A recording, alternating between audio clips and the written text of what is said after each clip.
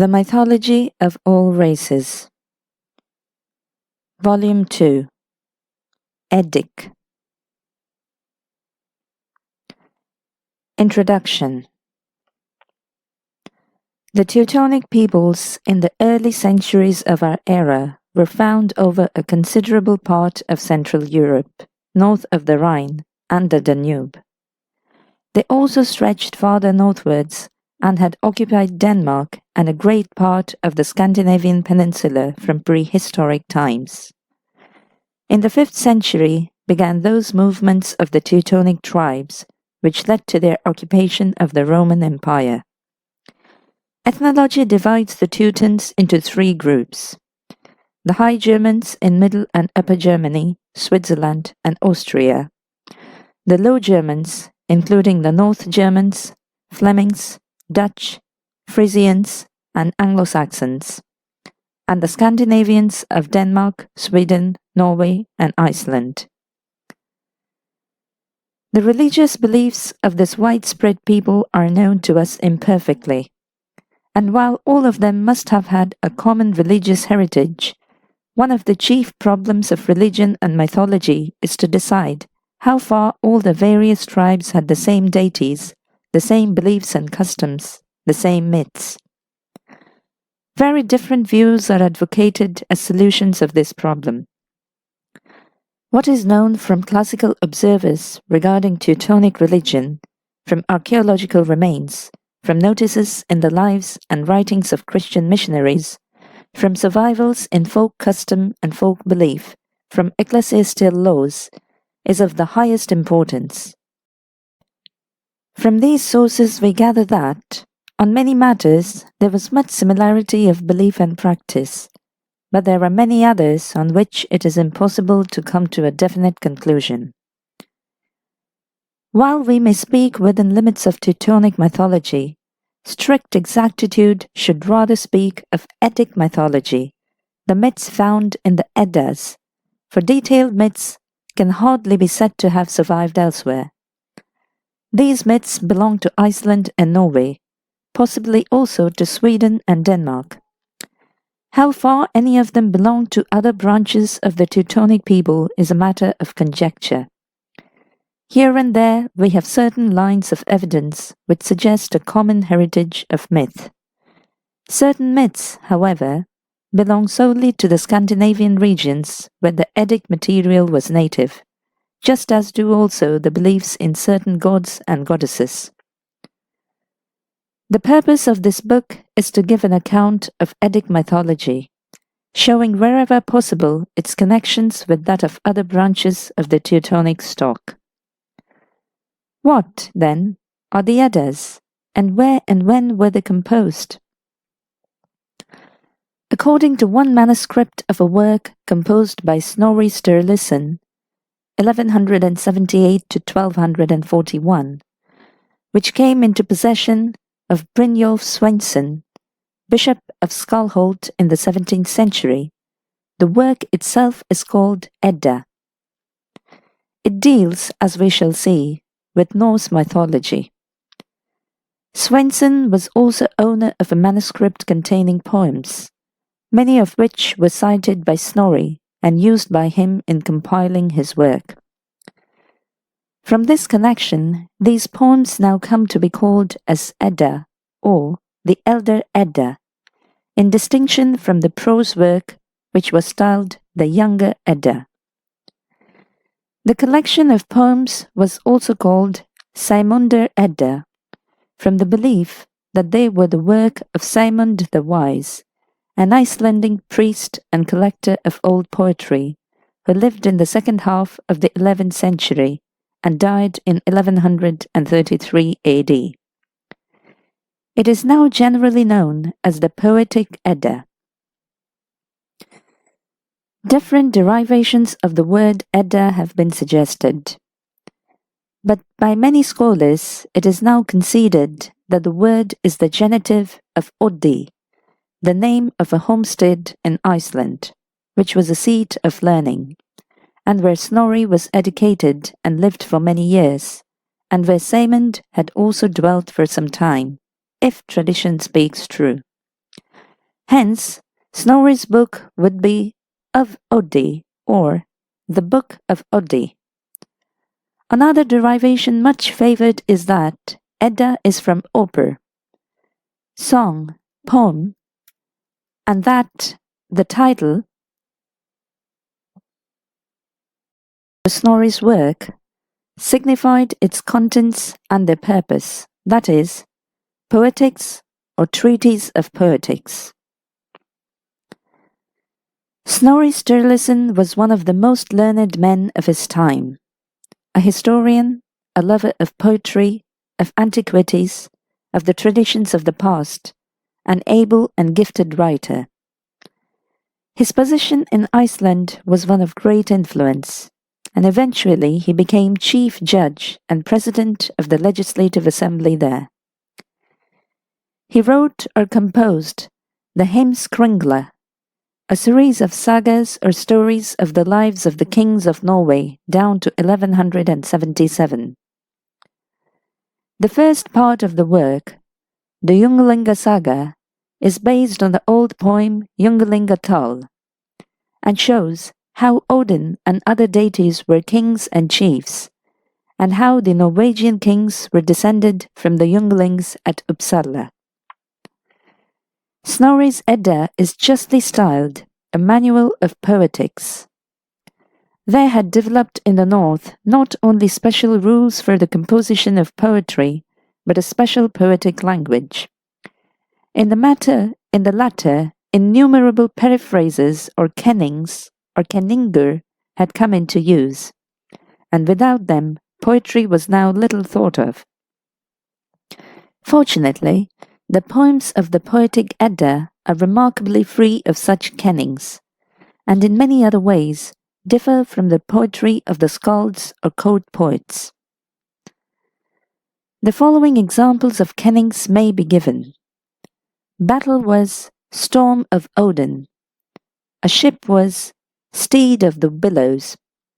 The earth was flesh of Ymir. Gold was Sif's hair. Thousands of such kennings, many of them even more elaborate than these, and mostly based on the old pagan mythology, were in use in the composition of verse. Obviously, a knowledge of kennings demanded much study and implied a wide acquaintance with mythology. To give a young poet a full account of the old myths and to illustrate the kennings enumerated from the verses of other skalds was Snorri's purpose in compiling his Edda. It consists of 3 parts.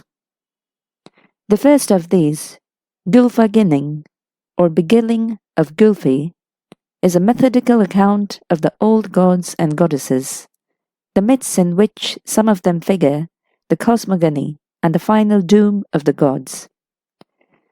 It is written with much liveliness, spirit, humour, and pathos, and it is a wonderful monument of medieval literature. The name of this section of the work is due to the framework in which it is set. Gylfi was the king of Sweden, wise and skilled in cunning and magic. He wondered whether the Aesir, or gods, were so cunning by nature, or whether this was a gift from the powers which they were worshipped. It should be observed that here and elsewhere in Snorri's Edda, though not uniformly, as also in a prologue to the work, he adopts the euhemeristic theory of the gods. They were mortal kings, magicians, and the like. Gylfi, in the form of an old man called Gangleri, set out for Asgard, the seat of the gods. The Aesir, knowing who he really was and foreseeing his coming, prepared deceptions for him. He arrived and was well received, and was presented to 3 lords who sat on as many seats, one above the other. Their names were Har, or High, Jafnhar, or equally high, and Thridi, or third, all forms of Odin. Gylfi now began his questions. The answers are the myths of which Gylfaginning is full. When all had been recounted, Gylfi heard great noises, and, looking round, found himself out of doors on a level plain. Hall and castle and Aesir had vanished. He had been deceived by glamour. In this part of his book, Snorri uses some of the Eddic poems, Völuspá, Grimnismal, Vafthrudnismal, with occasional use of 4 others. These he sometimes expands in reducing them to prose. He also uses poems of an Eddic character now lost, save for fragments quoted by him, poems by the court poets, and in all likelihood, much oral tradition. The result is a full and systematic account of Norse mythology as it was possible to reconstruct it in Snorri's day. The second part, the Skald's kaparmal, or poetry of skalds, is preceded by the Bragaræður, an account of the origin of the poetic maid, told by Bragi to Aegir, also a visitor to Asgard and the Aesir. In the Skald's kaparmal, by means of innumerable quotations from skaldic verse, the use of kennings for many subjects is shown. Much of it deals with the gods, and several myths are told. An example of the method used may be cited. How should one paraphrase Njord? By calling him god of the Vanir, kinsman of the Vanir, Van, father of Frey and Freya, god of wealth-giving. Then follows a verse by a skald illustrating some of these kennings. The third part, the Hattatal, or enumeration of meters, contains 3 songs of praise in which each of over 100 stanzas is in a different meter, the oldest kinds being given last. Between them are definitions, comments, and notes. It may seem strange that in a Christian age, Snorri should have composed a work full of pagan myths, regarding from a fairly tolerant point of view. But his enthusiasm as a lover of the past, an antiquary, a folklorist, and a poet explains much. If there were objectors to this telling of heathen lore, the purpose of it, the guidance of youthful poets, and the preservation of the glories of poetic tradition, would serve as its best apology in a cultured age. The manuscript of the Poetic Edda, owned by Swainson, had been written at around 1300. It is now known as Codex Regius and is in the Royal Library at Copenhagen. It contains 29 poems. Also, another manuscript in the Arna Magnaean collection at Copenhagen has 6 of the poems of Codex Regius and a 7th, Baldur's Draumar, which the latter lacks. Other manuscripts contain 4 poems now included in the Eddic collection. Rikstulla, Hjunluljod, and Svipdagsmal, which consists of 2 poems, Graugaldr and Fjolsvindsmal. Another poem, Grottangsånger, given in Snorri's Edda, is usually joined with these. Thus, the Poetic Edda consists of 34 poems. Almost certainly, many other poems of a similar kind and differing form of poetry current in Norway must have existed, but are now lost. A few fragments of such poems are found in Snorri's Edda. What we do possess is a collection of mythical and heroic poems, which, taken together with Snorri's work, give us a connected, though far from complete view of Norse mythology and heroic legend. Such collections of poems as are found in the Edda must have been made previous to 1300 AD, and most probably in Iceland. Iceland had been colonized from Norway in the 9th century as a result of Harald the Fair-Haired's victory over the Norse nobles, which gave him rule over the whole land. In Iceland, they grew up a vigorous civilization and intellectual life, which was abundantly fostered by the links with the world overseas through the roving habits of the Icelanders. This manifold life was enhanced by the coming of Christianity to Iceland. The Scandinavian peoples had remained outside the Christian fold long after the conversion of the other Teutonic peoples, though not unaffected by currents from Christian civilization. Denmark received Christianity in the 10th century. From there it passed to Sweden, and by 1075 was firmly established there.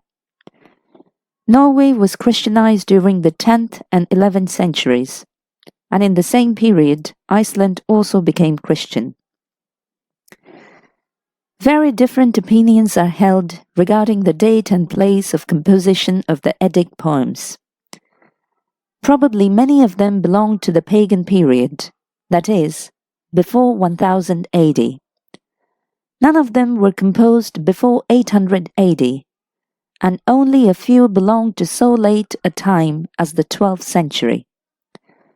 The bulk of the mythological poems, that is, those dealing with the divinities, were composed before 1000 AD. Some scholars believe that the poems were written by Norsemen in the western Isles of Britain and under Celtic influences, or, like Sappho's Bugge, that the bulk of them are based on tales and poems heard by the Norsemen from Irishmen and Englishmen, and that these poems and tales were in turn based on Greco-Roman myths and Jewish Christian legends. Others hold that Norway was their place of origin. Others again maintain that they were Icelandic, part of the product of the busy intellectual life of that island. It is quite possible that both Norway and Iceland shared in their production.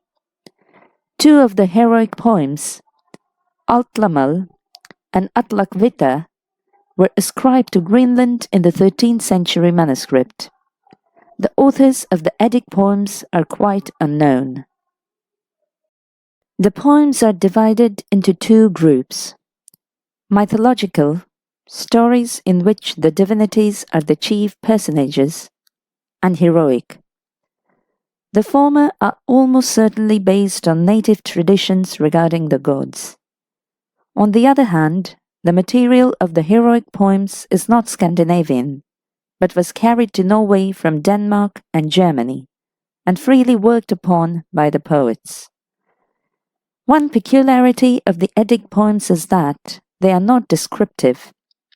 Only here and there a prose insertion explains the situation. Mostly they are in dialogue form, and the narrative is mirrored in the speeches of the protagonists. Many explanations of this have been put forward. The most recent is that of Miss B. S. Philpotts, who maintains that many of the poems were folk dramas, the action of the actors serving instead of explanatory narrative, while knowledge of the story of the drama would be presupposed.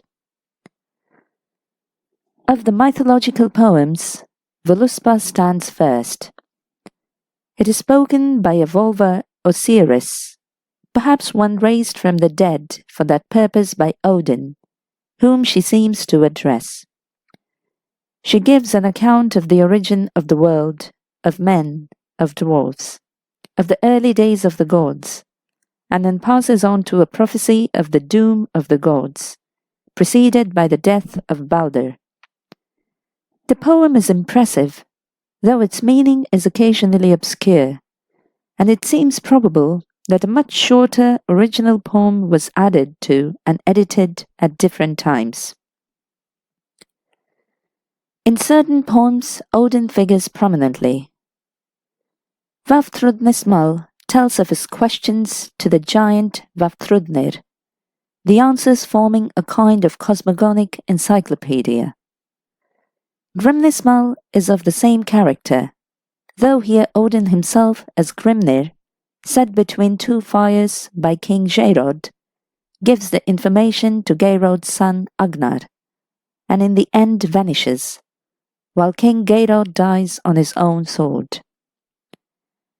In Baldur's Draumar, or Baldur's Dreams, we see Odin descending to the underworld to rouse a dead Sibyl in order that she may explain Baldur's evil dreams.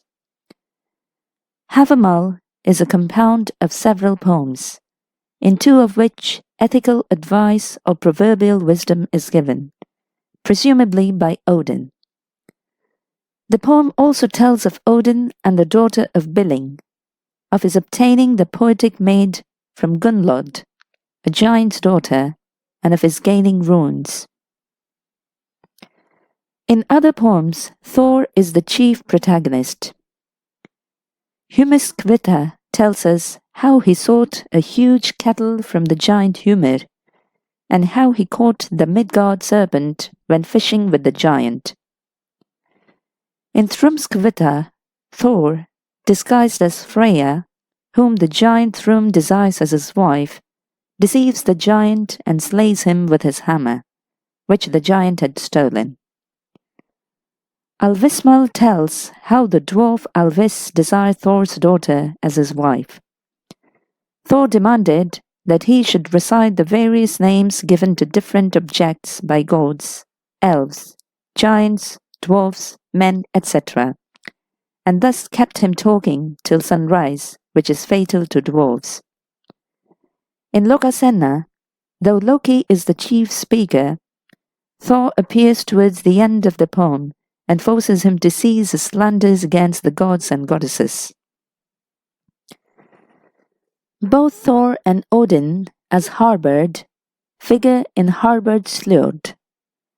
The poem is a flighting or abusive dialogue between the gods, who boast of their exploits and threaten each other, Thor being ignorant that his opponent is Odin.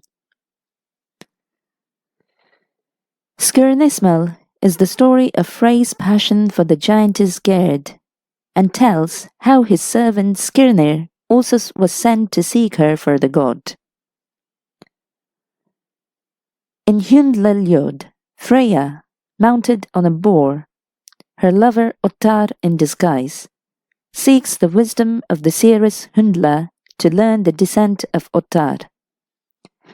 This poem contains a fragment of a cosmogonic poem known as the Short Voluspa. Rigstula tells how the god Heimdall, or Rig, came to earth and begat the first thrall, the first carl, or peasant, and the first jarl, or warrior noble. From the last, there ultimately comes one who is a future king. The poem is thus one in praise of kingship, and for that reason is probably of Norwegian origin, though composed by one who had picked up much Celtic speech and culture. Svipdagsmal consists of two parts, Grogeldar, or Groespel, and Fjolsvindsmal. In the first, Svipdag rouses his dead mother in order that she may aid him in his quest of Menglod, set him by his hostile stepmother. In the second, we follow him on the quest and listen to the dialogue between him and the giant guardian of Menglod's dwelling. In this, there is much mythological information. The heroic poems, with the exception of Volundarkvita and the three Helgi poems, are connected with the Volsungs and particularly with Sigurd, the German Siegfried. Volundarkvita consists of two poems about Volund joined together. The first is a swan maiden story. The second deals with Volund in the power of King Nithud and his escape and revenge. Volund is Wayland, the smith of English tradition, and the subject of the poem is of German origin. The stories must have passed from the Saxon region to Scandinavia. The Helgi poems are based on Danish originals, Helgi having been a Danish hero. In Helga Kvita Jorvard Sonar, Helgi is regarded as a different personage from the Helgi of the two Helga Kvita Hundingsbane poems. Both, however, are the same traditional personage, and the prose annotation of the poems makes one a rebirth apparently of the other.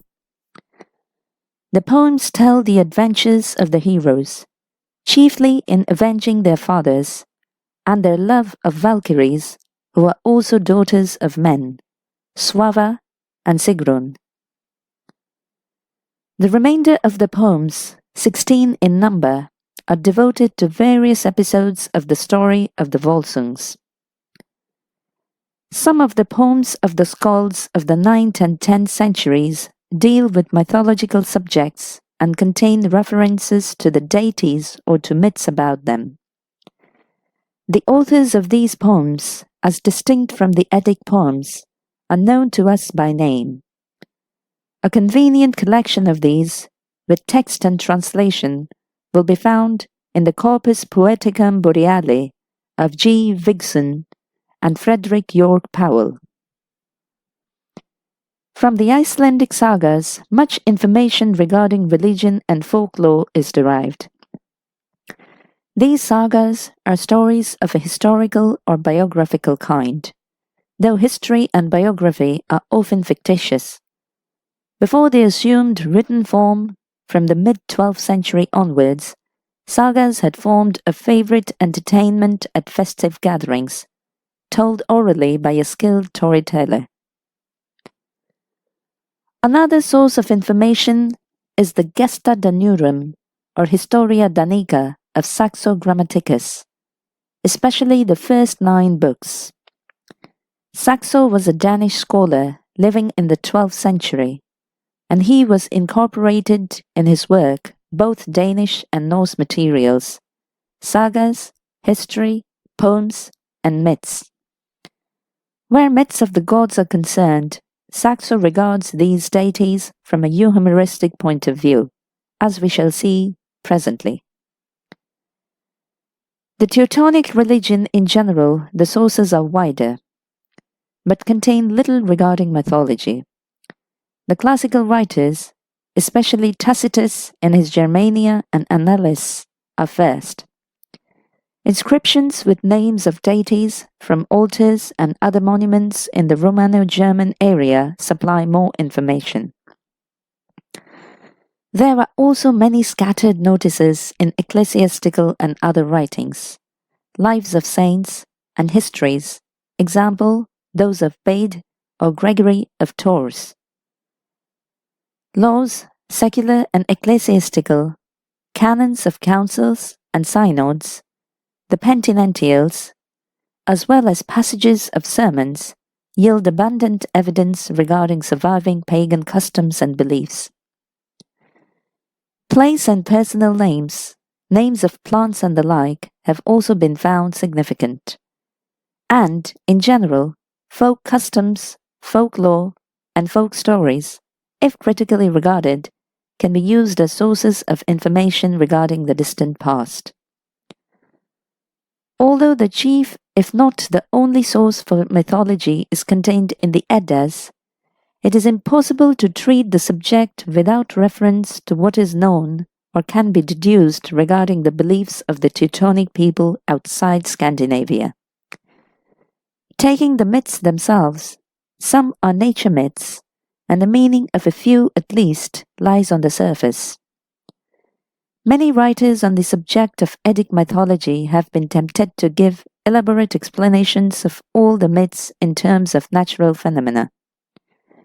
Each writer treats a myth according to his own predilections. We cannot be certain that the old myths had any of the meanings assigned to them. Certainly they could not have had all of these, and such writers do not seem to have seen that they themselves are modern mythologies, elaborating a complicated mythology of their own upon the stories of the past.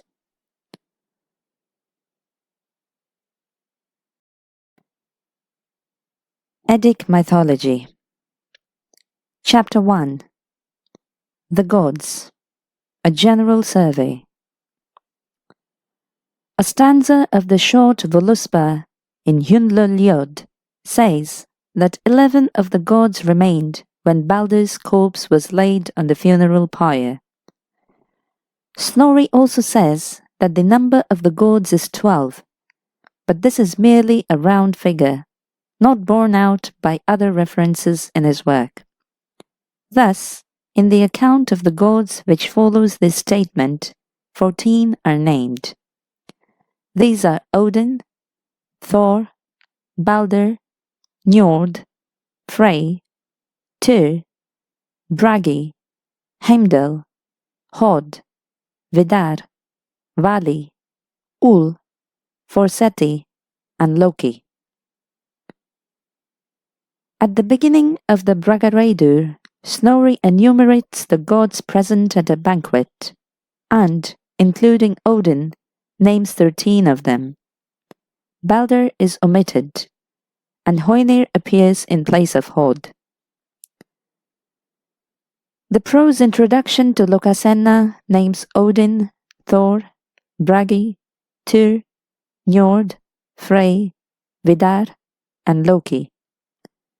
In Grimnismal, Odin, Ul, Frey, Baldur, Heimdall, Forseti, Njord, Vidar, and Thor are named. In other poems, the other gods are mentioned. With these gods are also several goddesses, some of whom are little more than names or hypostases of a greater goddess. Their names are Frigg, consort of Odin, Freya, sister of Frey, Saga, Eir, Gefjun, Fulla, Hnoss, Skjofn, Lofn, Var, Sun, Hlin, Snotra, Gja, Idun, Nanna, Sif.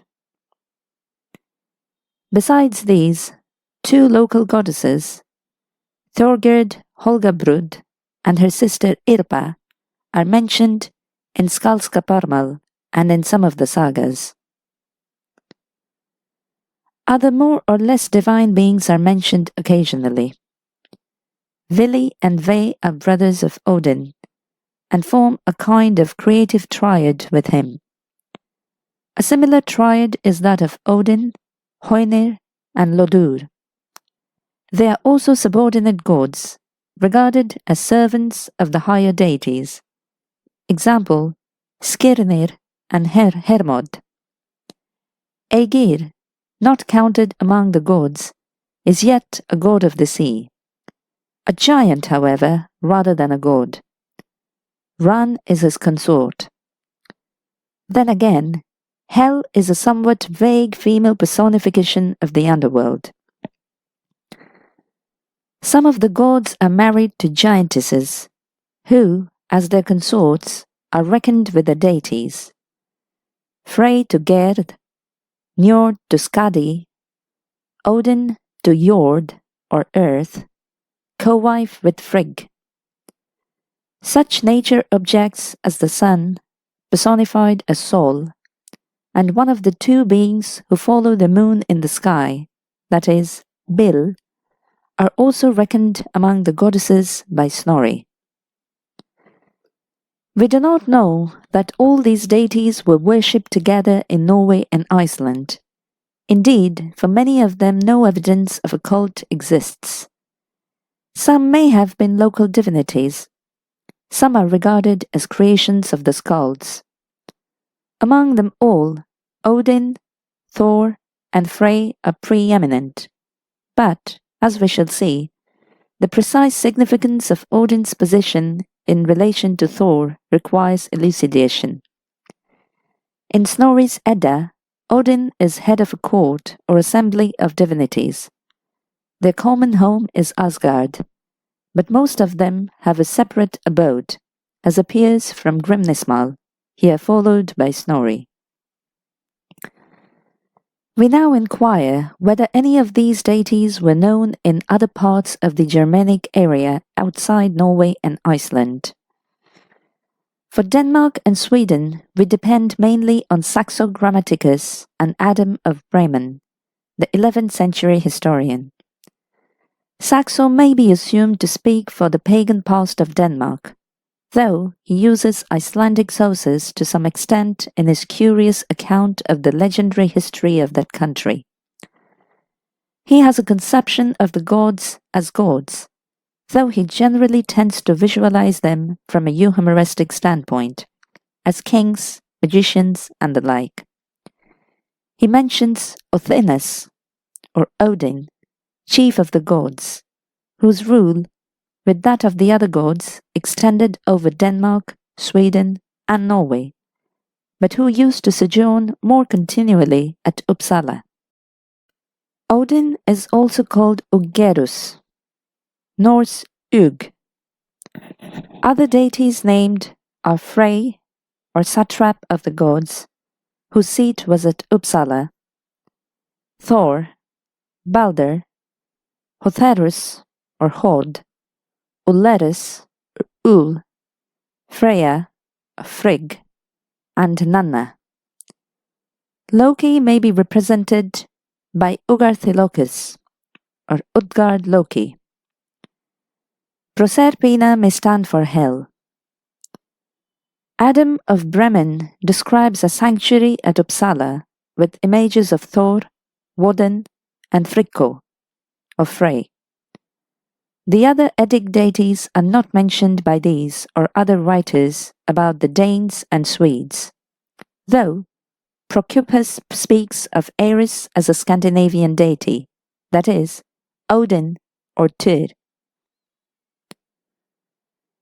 For the Germanic tribes, apart from place or personal names, there are few references to the gods of the pagan period. Tacitus gives Roman names to native gods: Mars, Zeus or Tyr, Mercury, Woden, Hercules, perhaps Thor. He also mentions a native name of a goddess, Nerthus, and describes her cult. Two brothers called Alcis are compared to Castor and Pollux, and are said to have been worshipped in a grove as deities by one tribe. He also speaks of the grove of Baduhenna among the Frisians and the temple of Tampmana among the Marsi. The first part of the name Baduhenna is connected with Biadu, Batu, or war, and the second part with Vinna, or quarrel, or Vinnin, or to rage, or Gothic Winno, passion, showing that Baduhenna was a war goddess, the war-mad one. A division of the Suebi worshipped Isis, whose symbol was a ship. This cult Tacitus considers of foreign origin, but it is doubtless that of a native goddess whose name is concealed in that of Isis. Several names of deities are mentioned in inscriptions on altars and other monuments, mainly in Romano-German territory, but the names of these, doubtless more or less local deities, have nothing in common with those of Scandinavia. More to the purpose are the two Merseburg charms found in a 10th century manuscript in the library of the cathedral at Merseburg, and probably of earlier date. Both charms refer to mythical actions of the deities, and by recounting these, similar results are expected to follow. Such charms as these are met with in ancient times and are of widespread occurrence. The first charm concerns a group of beings called Idisi, a name resembling that of the Norse female spirits called Aesir, and including Valkyries and Norns. To the functions of the Valkyries, those of the Idisi in the charm correspond: binding or loosing fetters on prisoners of war and keeping back the enemy. The other charm relates that while Fall and Wodan rode to the wood, the foot of Baldur's colt was wrenched. Sinthgund charmed it and her sister Sunna. Then Freya charmed it and Volla her sister. Then Wodan charmed it, and he well knew how to do. The implication is that the goddesses could not heal the foot by their magic, while Wodan's magic succeeded. As we shall see later, various explanations of Fall have been suggested, while Baldur has been regarded as not a proper name here, but an appellative for prince, and referring to Odin himself, Fall being then explained as the name of Odin's horse. Of the four goddesses, Freya is Frigg. Volla suggests the Norse Fulla. Sunna may be a personification of the sun. Sinthgund is unexplained. Some scholars think that two goddesses only are mentioned in the charm as present. It should then read Sinthgund, Sunna's sister, and Freya, Volla's sister. Wodan and Freya of Frigg were also known to the Lombards, as a legend concerning them shows. The next piece of evidence is derived from German names of the days of the week. These show that Wodan was known in northwest Germany and Holland, Freya or Frigg over a wider area, Donar or Thor all over Germany, Tu or Tyr in the southwest. A formula of renunciation used at the baptism of Saxon converts in Charlemagne's time names three gods: Woden, Tuanir, Thor, and Saxnot, as well as other unholden divinities or spirits regarded from a Christian point of view as demons. Saxnot, or sword companion, is the Siaxniet of Anglo-Saxon genealogies and is regarded as a form of the god Tyr. Another god of a local kind is Fosite, mentioned in Alcuin's Life of S. Willibord, as worshipped on an island named after him. According to Adam of Bremen, this island was Helgoland. It is not certain that Fosite is the Edic Forseti. Turning now to the Anglo-Saxons, the only available evidence is that of names of the days of the week, genealogical lists, and place names. The first of these gives Tu, or Tyr, Tuesday, Woden, Wednesday, Thunar, or Thor, Thursday, Frey, or Frigg, Friday. The genealogical lists of the royal families trade descent back to Woden. In those of Bernicia and Wessex, Baldur succeeds Woden. In that of Essex, Siaxnet is his son. Thor's name occurs in place names. The evidence from these different regions shows that there was a certain number of deities known locally and objects of a local or tribal cult. Few names of these have been preserved. The wide acceptance of Roman deities by the Celts had no parallel among the Teutons. Nor does the rich variety of native Celtic local deities, whether equated or not with Roman deities, meet us in Teutonic lands. Inscriptions with names of local deities are few and generally enigmatic. On the other hand, there are some deities known more or less over the whole area. Wodan, or Woden, or Odin, Thunor or Thor, Tu or Tyr, and Freya, Freya, or Frigg. Hence, these have been called Panteutonic deities, who must have come down from a period when the Teutons were still an undivided people. Nevertheless, this statement of Mox requires some modification, since, as is suggested by various lines of evidence, and as he himself admits, the cult of Woden migrated from Germany by way of Denmark to Scandinavia, where it tended to supersede that of Thor. The divinities of Norse mythology are called Aesir, or singular As. The original meaning of the word is uncertain. Mork and others, however, regarded it as connected etymologically with Sanskrit anas, breath or wind. Hence, the Aesir were originally animistic beings or souls.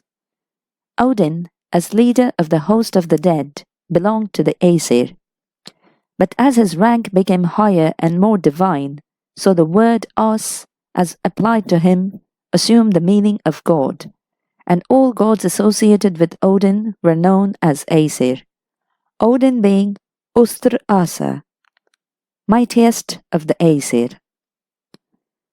This theory gains some support from the fact that the corresponding Gothic word Ansis was used as the title of dead ancestral chiefs in the sense of semi-deus, according to Jordanes, the historian of the gods. The Bardar saga relates that, after his death, Bardar, as guardian spirit of the region about Snæfell, was known as Snæfell's As. The corresponding Anglo-Saxon word is Asa, singular Os, used in the phrase Esa Geskot, Ylfa Geskot, the short of Esa and elves. Esa here apparently meant supernatural beings hostile to men, rather than gods, but the word may have once meant gods, and Aesir and Alfar, or elves, are frequently coupled together in Eddic poetry. In other branches of Teutonic speech, a corresponding word is found as part of personal names. Ans in Anso, Anshelm, and the like.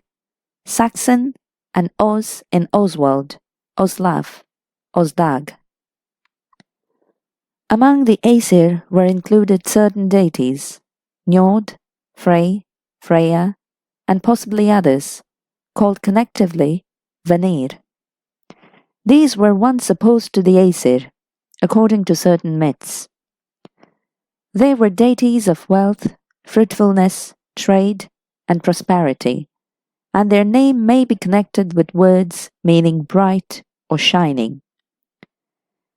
The gods are also known by the general neuter name Gop, or gods, with the epithet holy or blessed, this corresponding to Gothic Gup.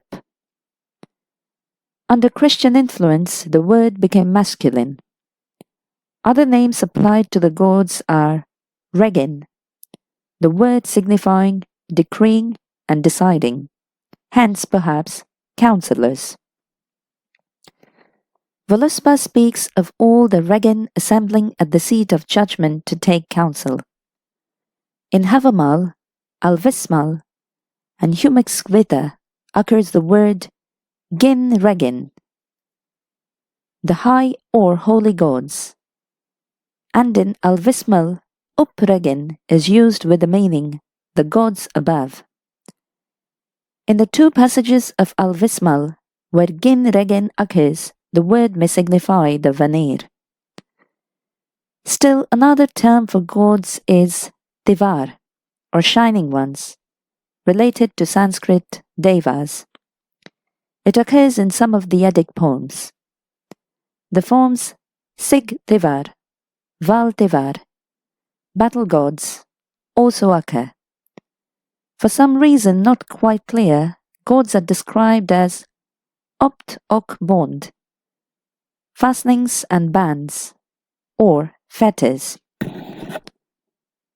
Goddesses are included in the term Aesir, but a specific name for them is Asunyur, singular Asunya.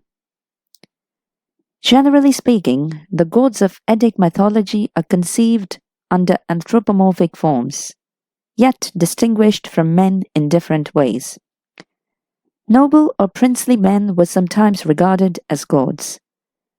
The sons of Hjalti, as they came to the assembly in Iceland, looked so magnificent and well equipped that the people thought they were Aesir. Of Sigurd, in his magnificent war gear, riding a splendid horse, as he entered Giuki's town, it was said, "Surely here comes one of the gods." The birth of some of the gods is related. Their human passions or weaknesses are described. They grow old. Eventually, they must die. Some of the gods are described in striking language. They are white or shining, like Balder or Heimdall. The goddess Sif is famed for her luxuriant gold hair. On the other hand, if they have not the numerous hands and arms of Hindu gods, some are deformed. Odin is one-eyed. Tyr has only one hand. Hod is blind. Probably most of the gods were regarded as larger than men. This is true of Thor in particular. Some are thought of as older, some younger. Odin is grey-bearded, yet has none of the weakness of age. Thor is as a man in his prime. Balder is a youth, attractive and graceful. Some of the gods waxed in size and strength as soon as born. Vali, son of Odin, avenged Balder's death when he was 1 night old. Magni, son of Thor, when 3 nights old, could lift the giant Jögnir's foot of his father. Though all the Aesir together could not do this, and said that he would have slain him with his fist had not Thor killed him. The gods eat and drink, and much is told of their banquets and ale or mead drinking. To Odin alone, wine suffices for meat and drink. Thor is a gluttonous eater and drinker, whose gigantic meals are described.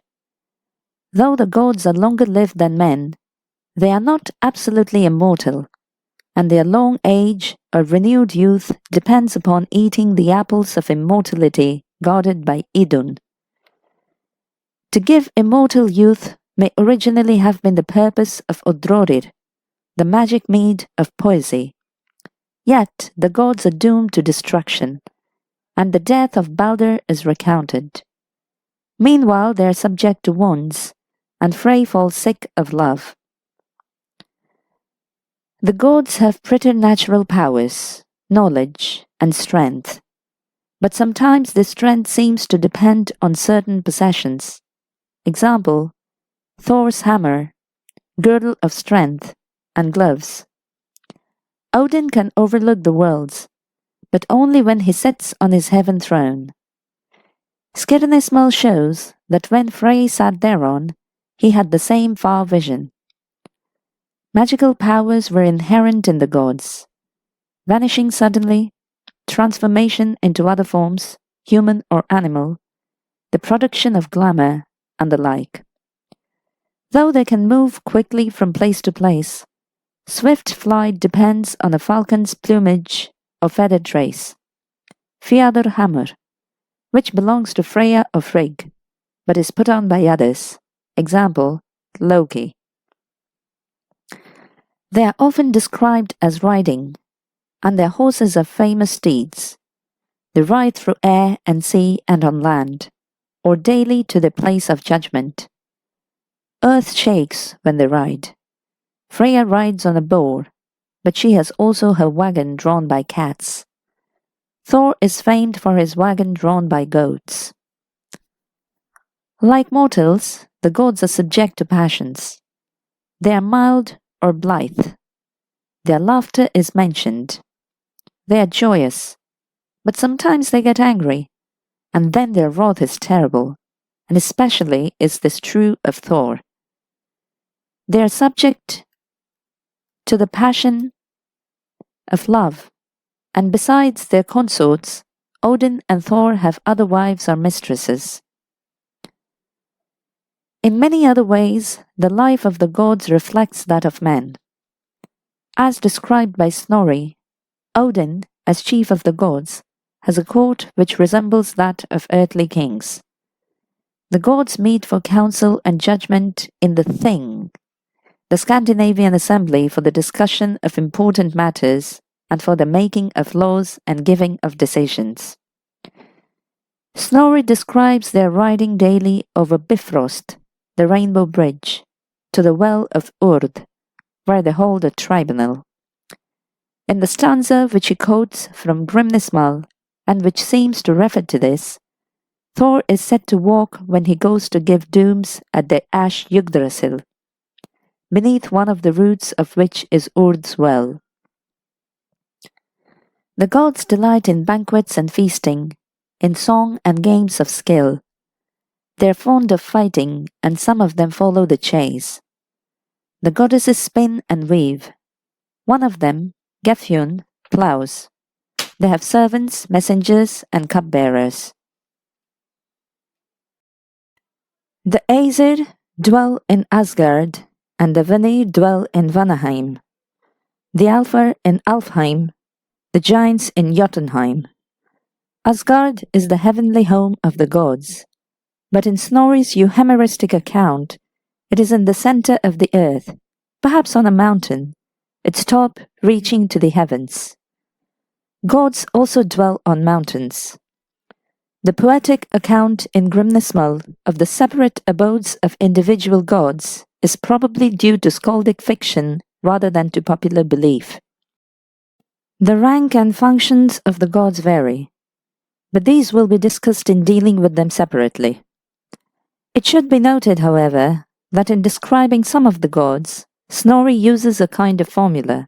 He tells what phenomena of nature a department of life each one rules over, and for what things it is good for men to call upon them. There is a tendency to group certain gods together. Besides the larger groups of Aesir and Vanir, we find certain gods associated, usually 3 in number. For purposes of cult, this was true of Odin, Thor, and Frey. But myths associate Odin, Hoenir, and Lodur, or Loki, in the work of creation and in other actions, or again, Odin and his brothers, Vili and Ve. Snorri tells how Gylfi was received by 3 lords of ascending rank, and their names, Har, Hafnhar, and Thridi, seem to be poetic names for Odin, as all 3 are given in the list of his names in Grimnismal. There may have been some conscious imitation of the Christian Trinity by Snorri in this otherwise inexplicable triad. The older grouping of the chief Germanic gods was that of Wodan, Donar, and Zu, or Tyr, and it was connected, as doubtless the other threefold groupings were, with the sacredness of the number 3.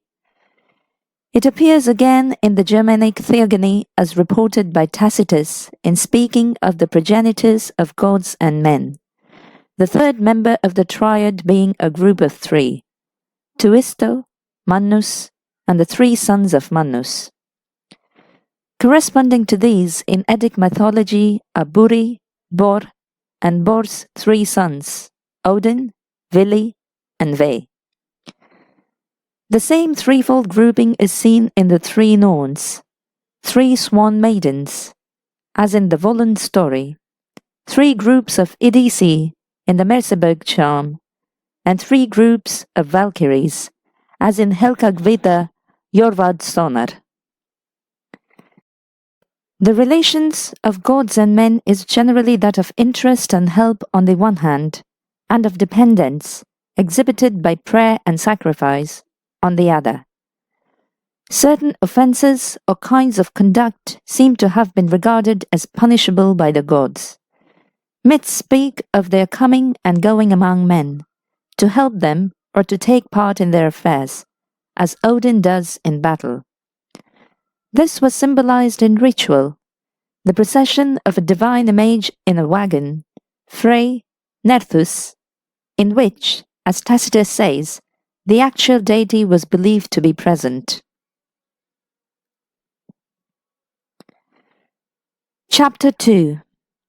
The Vanir. Though associated in cult with the Aesir, or even included among them in the Eddas, the Vanir are a small but distinct group of gods. They dwell in Vanaheim, not Asgard, and include Njord, Frey, and Freya, possibly also Heimdall, who is guardian of Frey and is said to be, like the Vanir, in knowing the future well. This forethought is not elsewhere attributed to the Vanir, but they are called wise. They are also warlike, just as Frey is battle-bold. Their general functions seem to be those of nature deities, rulers of the fruitful earth and of prosperity. They are connected with seafaring, commerce, and hunting, with peace, Frey, and with love, Freya. Vafthrudnismal seems to regard them as a larger group than those specifically named, for it says that the wise powers, Vis Regen, in Vanaheim created Njord, and that having been given as a pledge to the Aesir, at the doom of the world he will return home to the Vanir. One references to the Vanir suggest a numerous body, though this may be a result of the process of euhemerization, which is apt to make a group of deities into a whole people. Njord is called God of the Vanir, kinsman of the Vanir, with other epithets, applied also to his son Frey. His daughter Freya is Goddess of the Vanir, Lady of the Vanir, Bride of the Vanir. Yet all three are included among the Aesir. The poem Alvismal, like other Eddic references, however, shows clearly their separate identity by telling what names they, as distinct from Aesir, Alfar, etc., use for different things. Sigurdrifunal also distinguishes them from the Aesir, when it says that runes were given to Aesir, Vanir, Alfar, and men. This distinction is upheld also in the different and mostly euhemerized accounts of the war between the Aesir and the Vanir. Of this, Snorri gives two accounts. In his Edda, Bragi, recounting to Aegir the origins of poetry, says that the gods had a dispute with the people called Vanir. The cause or nature of the dispute is not mentioned. A peace meeting was appointed, and peace was established by each and all spitting into a vat. When they parted, the gods would not let this token perish, but from it created a man, Kvasir. His story will be told later. A different account of the settlement is given in a previous chapter of the Edda. Njord, reared in Vanaheim, was delivered as hostage to the Aesir, Hoenir being taken in exchange by the Vanir. He became an atonement between the two groups. This statement is copied from Vafthrudnismal. The euhemeristic account of the war and final agreement is fuller in Snorri's Ynglinga saga. Odin and his host attacked the Vanir, who defended their land. Now one, now the other prevailed. Each harried the land of the other, until, tiring of this, they held a meeting of truce, made peace, and delivered hostages to each other. The Vanir gave their noblest, Njord, the wealthy, and his son Frey. The Aesir gave Hoenir, and said that he was meet to be lord, big and goodly as he was. With him they gave Mimir, wisest of men, the Vanir giving for him one of their best wits, Kvasir. Hoenir was made lord at Vanaheim, here said to be situated at the mouth of the Tanais, at the Black Sea, and Mimir taught him good counsel. Hoenir's stupidity was soon discovered by the Vanir, when, at meetings of the Thing, Mimir not being present, Hoenir would say, "Let others give rule," whenever any hard matter was brought up. They saw that the Aesir had overreached them, and, having cut Mimir's throat, sent his head to the Aesir. Odin made Njord and Frey temple priests or Diar, from Irish dia, or god. Njord's daughter Freya first taught spellcraft, Seidir, according to the custom of the Vanir among the Aesir, that is, some special form of magic. Frey and Freya, though brother and sister, were married, also in accordance with Vanir custom. Vanaheim, thus made a district on Earth's surface, is one of the 9 worlds mentioned in Alvismal. A less euhemeristic account of this war and its origin is found in Voluspa. The seeress remembers the first war in the world. The Aesir had smitten Gullveig with spears and burned her in Odin's hall. 3 times they burned her, yet ever she lives. They called her Heid, a Volva, a magic wielder, who practiced mind-disturbing magic and sorcery, and was the desire of evil women. All the gods held council whether the Aesir should give tribute to, that is, to the Vanir, or all gods, Aesir and Vanir, should share the sacrifices. Odin threw his spear over the host. This happened in the First World War. Now the Vanir trod the field, and the wall of Asgard was broken down. The order of the stanzas telling this myth varies in different manuscripts, and the account of Odin's throwing his spear and the subsequent fight should probably precede the account of the council of Aesir and Vanir. The meaning seems to be that Gullveig, who may be Freya, came among the Aesir and was shamefully treated, perhaps for her skill in magic. This led to the war, in which the citadel of the Aesir was broken down and the Vanir were triumphant. A council was then held. From the prose sources we gather that a compromise was arrived at, the sharing of the cult by both groups and an exchange of hostages. The latter is known to the author of Vafthrudnismal, and must have been part of the original myth. Gullveig, Gold Might, who is burned and comes alive again, is thought to embody the power of gold and its refining by fire. Whether she is the same as Heid, or whether the stanza about Heid is in its wrong place and refers to the Volva who utters the word whole poem, is a moot point. If Gullveig and Heid are identical, both have some connection with Freya. Freya's tears are said to be red gold, and gold is called Freya's tears. Freya is described as a sorceress who introduced magic or a special kind of magic among the Aesir. Gullveig Heid would thus be Freya, and the ill treatment of this Vanir goddess would be the cause of the war. Unfortunately, the myth in Voluspa is too enigmatic, and the stories given by Snorri are too much euhemerized to tell exactly what the primitive form of the myth was.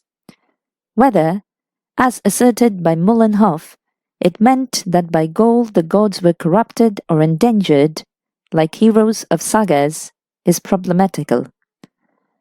Gullveig may, however, have some connection with the introduction of gold among the northern people.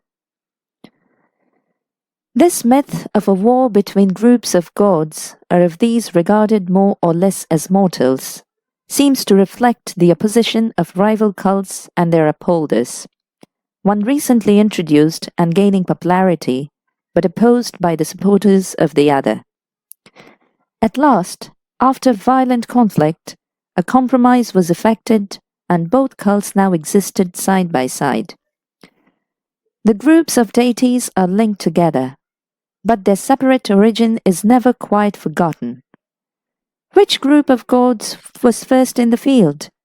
And where was the scene of this cult war? Opinions vary. Njord is closely linked to the goddess Nerthus, whose cult on an island, probably Sealand, is described by Tacitus. Frey, sometimes called Yngvi Frey, would then have been, like Nerthus, a divinity of the Teutonic Amphictyony, known as the Ingvainers, whose habitat was northwest Germany. The Vanir group would thus be indigenous in that region. Did it there come in contact with an incoming cult of Odin, with the result of a cult war, the legends of which were carried to Scandinavia with the passing of the cult to that region? On the other hand, the Vanir cult, passing to Sweden, where the worship of Frey obtained great prominence and was carried thence to Norway and Iceland, would come in conflict with the cult of Odin recently introduced into Sweden, and Sweden would thus be the scene of a cult war. It will be observed that Odin is the chief protagonist on the side of the Aesir in the myth. Others think that the cult of Frey, the Svea god, or Sweden god, or the blot or sacrifice god of Sweden, though introduced to Sweden from without, was now firmly rooted there. The cult of Odin, the Saxa god or Saxon god, was introduced later, around 880, and aroused a strong national countercurrent of opposition. This is the view of Golther, and Shadwick says that the two cults of Odin and Frey were originally quite distinct, and that the latter was the earlier of the two. There can hardly be any serious doubt. Whatever be the truth regarding this cult war, it is clear that some fusion occurred, and that now the temples, altars, and images of Aesir and Vanir stood side by side. This is seen from historical notices of cult, and from the grouping of Odin, Thor, and Frey. Golther also finds a trace of this cult war in another chapter of the Ynglinga saga. After Odin heard that good land was to be found in Gulfi's country, or Sweden, he journeyed there. Gulfi had no power to withstand the Aesir folk. Peace was made, and Odin and Gulfi had many dealings in cunning tricks and illusion. Odin erected a temple with blood offerings according to the custom of the Aesir at Sigtun. Frey's seat was at Uppsala. Here, instead of the Vanir, the Swedish king opposes Odin, and the latter succeeds in establishing a cult. The Swedish kings, who regarded themselves as descendants of Frey, would naturally oppose the cult of Odin. Though the cult of Odin does not strike one as other than that of a barbaric people, that of the Vanir was not necessarily more enlightened, and it has some primitive traits, the brother-sister marriages of Njord and of Frey, and the phallic aspect of the latter. There are traces also of the opposition between gods of light, fertility, merchandise, and prosperity, such as the Vanir were, and gods of war, like Odin, the gods of people with contrasted cultures, but later coalescing and sharing cult and sacrifice. This appears in the statement of Voluspa about Aesir and Vanir sharing sacrifices, and of the Ynglinga saga, that the Aesir had blood offerings, while Odin gave sites to the temple priests, that is, the gods Njord, Frey, etc. A similar view of a war between divinities is found in the euhemerized accounts of Celtic mythology in Ireland. The Tuatha de Danann fought with Firbolgs and Fomorians, yet both intermarried or were in friendly relations with each other. There is an echo here of the strife of friendly and hostile nature powers, or, more likely, of the conquest of aboriginal people and their deities by an incoming race and their gods, with subsequent union between the two. Chapter 3. Euhemerism. The theory of the Greek Euhemerus, 4th century BC, that the gods were deified men, played an important part in the later Christian interpretation of the deities of different lands. Along with the beliefs that the gods were really devils, this theory that they had been men who usually by demonic aid or magic craft dominated the minds of their fellows and caused them to worship them, was the stock argument against paganism for many centuries. We need not be surprised, therefore, to find it used as an explanation of the origin of the Scandinavian deities, even by the mythographer Snorri himself, who has preserved so much of the old mythology. Snorri was an enthusiast for the traditions of the past as well as for the poetic art and its fitting expression, but he was a Christian, and therefore could not believe in the truth of these traditions, nor in the gods themselves. Hence he says, addressing his audience of youthful skalds, that while they should not forget nor discredit the traditions by removing from poetry the ancient metaphors which originated out of them, yet, on the other hand, Christian men could not believe in pagan gods nor in the truth of the myths about them, except in the sense set forth in the beginning of the book. The beginning of the book of which he speaks is the prologue to the Edda, which, because it is written from the euhemeristic point of view in greater or less contradiction to the standpoint of the book itself, has sometimes been regarded as by another hand. On the contrary, Snorri's definition of his position shows that this prologue and the traditions or myths of the book are quite in keeping with each other. The prologue begins with a notice of the creation, of Noah and the flood, and of the races descended from him, and their thoughts about all that they saw around them.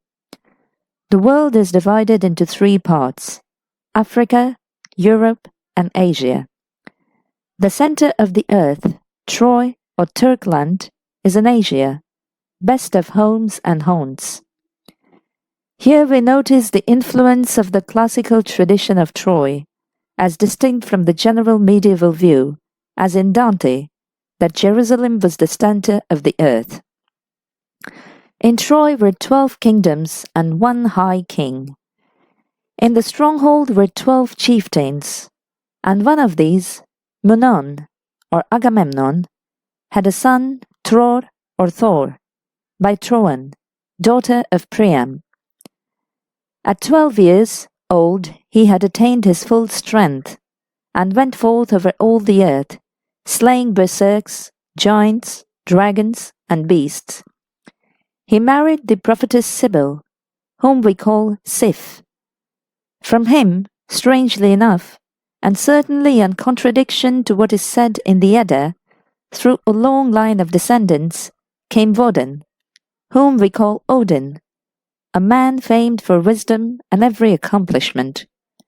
His wife was Frigida, or Frigg. Odin and Frigg had second sight, and thus he knew that this name would be exalted in the northern regions.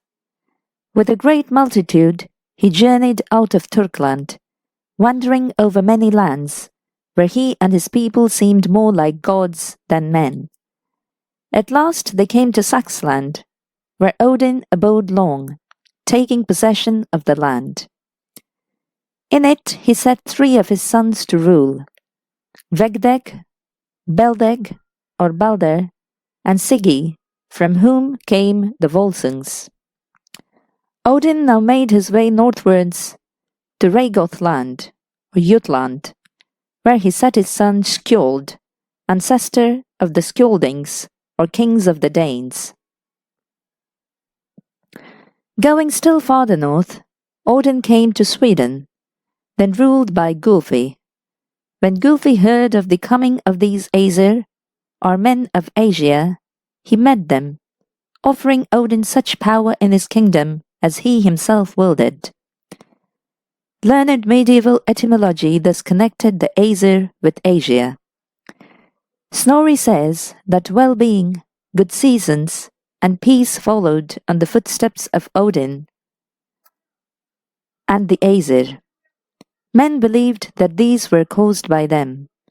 The Aesir were unlike all other men in fairness and wisdom. In this region, Odin founded a city called Sigtun, and established chieftains there as in Troy, with 12 doomsmen to judge. He now went to Norway and set his son Seiming to rule there. Another of his sons, Yngvi, was king in Sweden after him, and from him are descended the Younglings. Snorri stops short there, without explaining how Odin and his sons came to be worshipped as gods. But it is clear that, in his mind, the gods had once been heroic men. This is more definitely shown in the earlier chapters of the Ynglinga saga, which forms first part of his Heimskringla.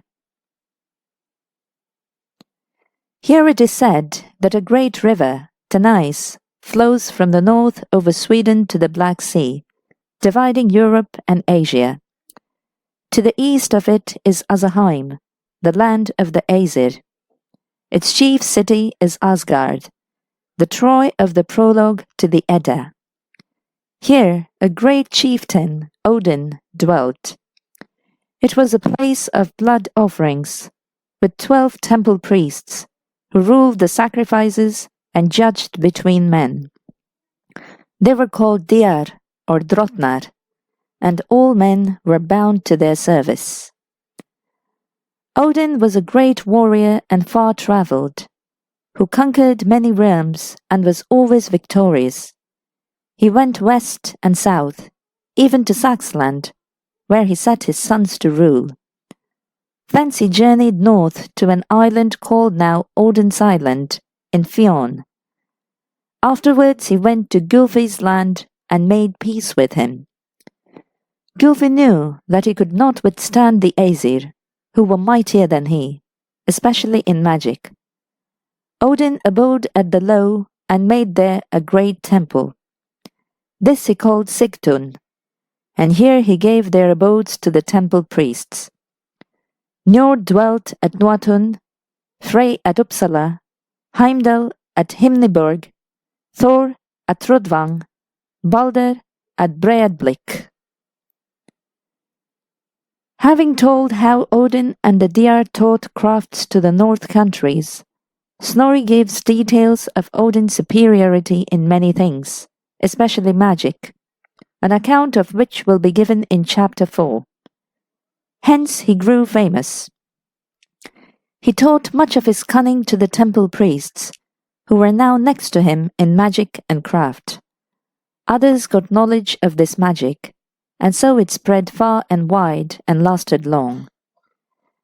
To Odin and these 12 lords men now offered sacrifice and called them gods, and named their children after them, a clear statement of the euhemeristic point of view.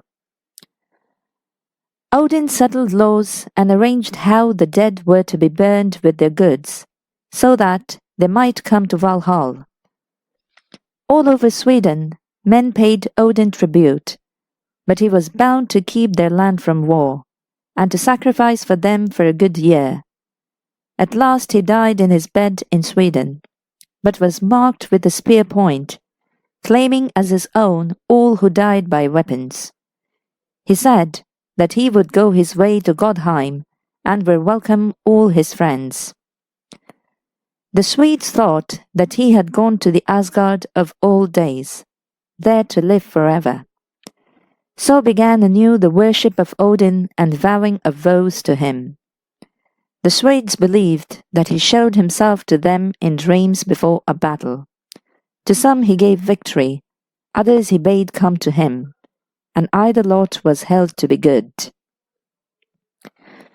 To Odin succeeded Njord, and to him Frey, and a similar euhemeristic account is given of these. The notices of the deities given by Saxo Grammaticus in his Gesta Danorum show that he also adopted the euhemeristic theory, probably from Icelandic writers who preceded him and from whom he borrowed. But he differs from Snorri in his incisive and contemptuous way of referring to the gods.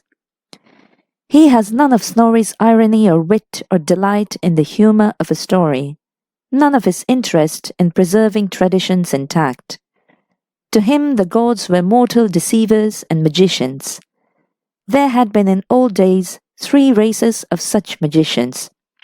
The first was that of the giants, Following them was a race skilled in divination and surpassing the giants in mental power as these surpassed them in bodily condition.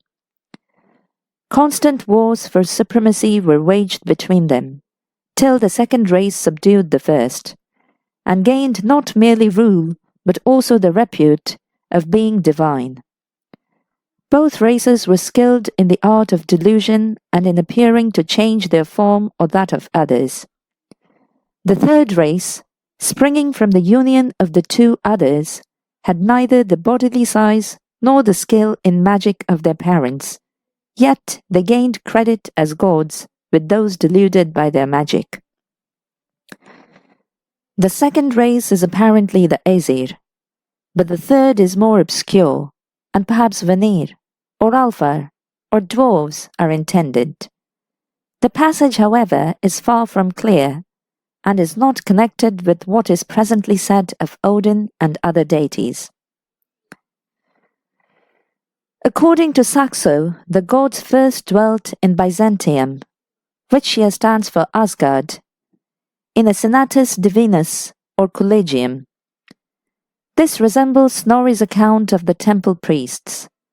Odin was reckoned to be chief of the gods. He was believed all over Europe to have the honor of divinity, which was false. He used to dwell much at Uppsala, and the kings of the north, anxious to worship his deity, made an image of him, which they sent to Byzantium. Frey, the regent, or satrapa of the gods, also took up his abode at Uppsala. These scattered statements are followed by a more definite notice of Saxo's opinion. In former days there were men who excelled in sorcery, Thor, Odin, and many others. They were cunning in contriving magical tricks, and thus, gaining the minds of the simple, they began to claim the rank of gods. They ensnared Norway, Sweden, and Denmark in the vainest credulity, and by moving these lands to worship them, infected them with their imposture. The effect of this spread far and wide, and men adored a sort of divine power in them, and, supposing them to be gods or in league with gods, they offered up prayers to them. Hence days are called by their names, and Saxo here enters into a short discussion of their equivalents with Roman deities.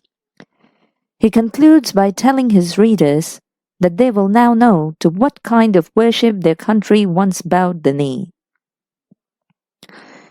Saxo is sometimes satirical towards these deified impostors.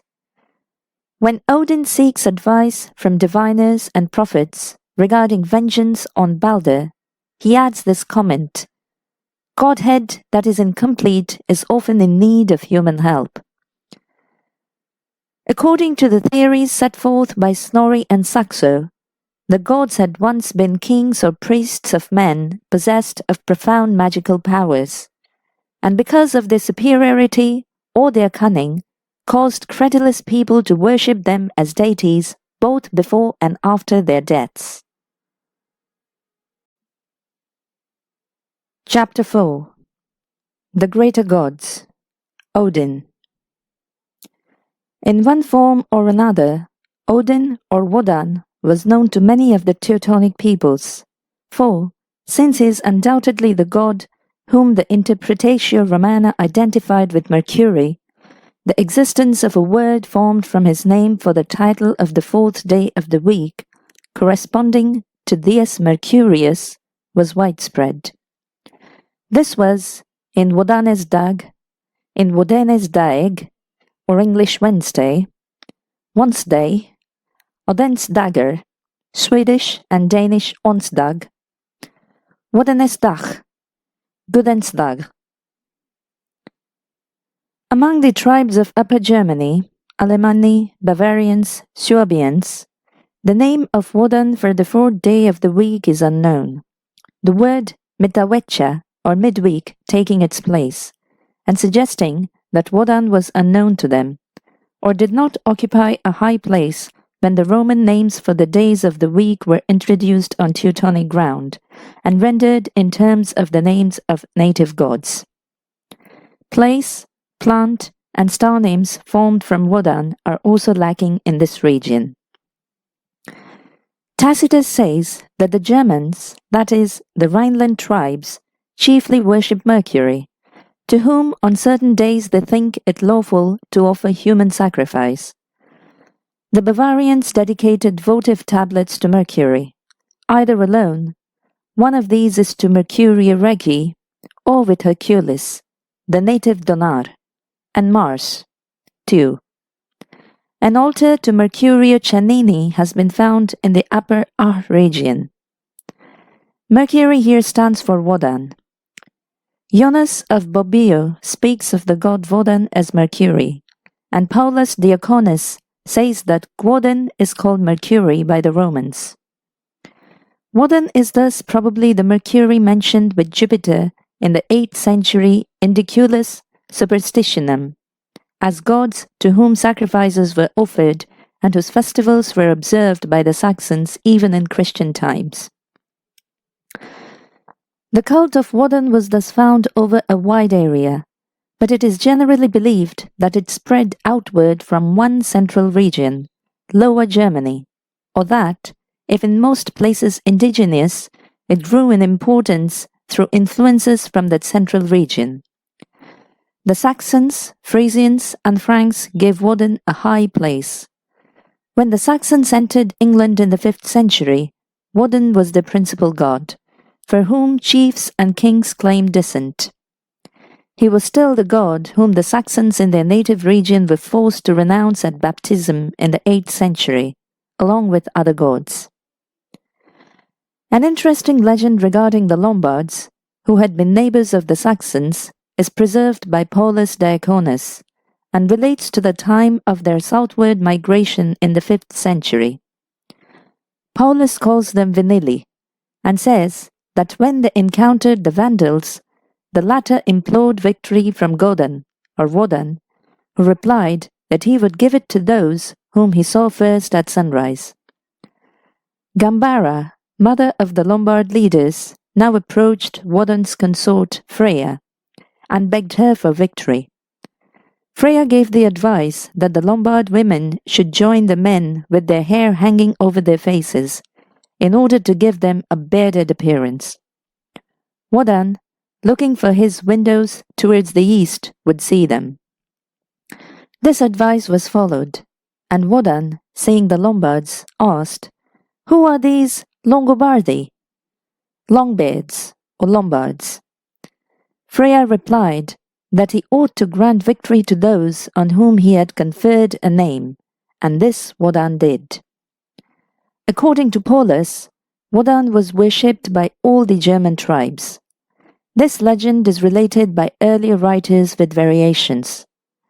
Wodan's seat is in the sky, just as in the Eddas he looks over the world from his seat, Hliksjaf, and is giver of victory. The Alemanni were influenced by the Franks in religious matters. S. Columbanus found them sacrificing to Wotan, and the Merseburg charm, found in Alemannic territory, shows that Wodan, as a god of healing or of magic, was known to one of their tribes, possibly the Thuringians. Saxo relates myths of Uthenus among the Danes and represents him as their chief god. How far a cult of Wodan was indigenous in Denmark is uncertain, for Saxo sources are in part Norwegian and Icelandic, as well as Danish. In the Scandinavian region, as is seen from the native literature, Odin appears as chief god, head of a pantheon which, in Snorri's Edda, seems to be imitated from classical sources. There is some evidence that this position was given to him in the Viking Age, from the 8th century onwards, and mainly in royal and aristocratic circles, and that he was much less god of the folk, with whom Thor had a higher place. In Adam of Bremen's account of the Swedish deities, Wodan, god of war, has a lower place than Thor. The accounts in Snorri and Saxo of Odin's coming to Scandinavia from Saxland, where he had reigned for a long time, may contain a kernel of truth. The cult of the high god Wodan, or Odin, the Saxa god, god of the Saxons' land, coming from there to Scandinavia. The Interpretatio Romana of Wodan as Mercury is not clear, but Caesar had regarded the chief god of the Gauls as equivalent to Mercury. That god was described by him as the inventor of arts, guide of travelers, and possessing great influence over bargains and commerce. Tacitus and later writers may have regarded Wodan in the light of what they knew of the Gaulish god. Tacitus does in fact mention Mars in close connection with the German Mercury, as if the latter were also a war god. If his functions resembled those of the Gaulish Mercury, these find a certain parallel in what is said of Odin in Hyndlul Jod by Freya. He gives gold to his followers, weapons and armor to heroes, triumph to some, treasure to others, to many wisdom and skill in words, fair winds to sailors, to the poet his art, to heroes valor. In other Eddic attributes of Odin there is a further resemblance: his skill in arts, his mastery in magic, his description as a traveler. Like Mercury, he was a god or leader of the dead. Both gods were depicted with hat and staff. In spite of this, the identification with Mercury still remains a problem, especially when we consider the warlike aspect of Odin.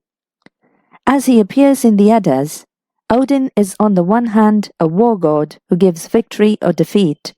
On the other hand, he is concerned with wisdom, magic, cunning, and poetry, of which he was creator, according to the skalds. Snorri says that the Swedes believed that Odin appeared in dreams before great battles, giving victory to some or inviting some to himself, and either lot was thought good. We may compare with this Adam of Bremen's account of Odin as worshipped by the Swedes at Uppsala.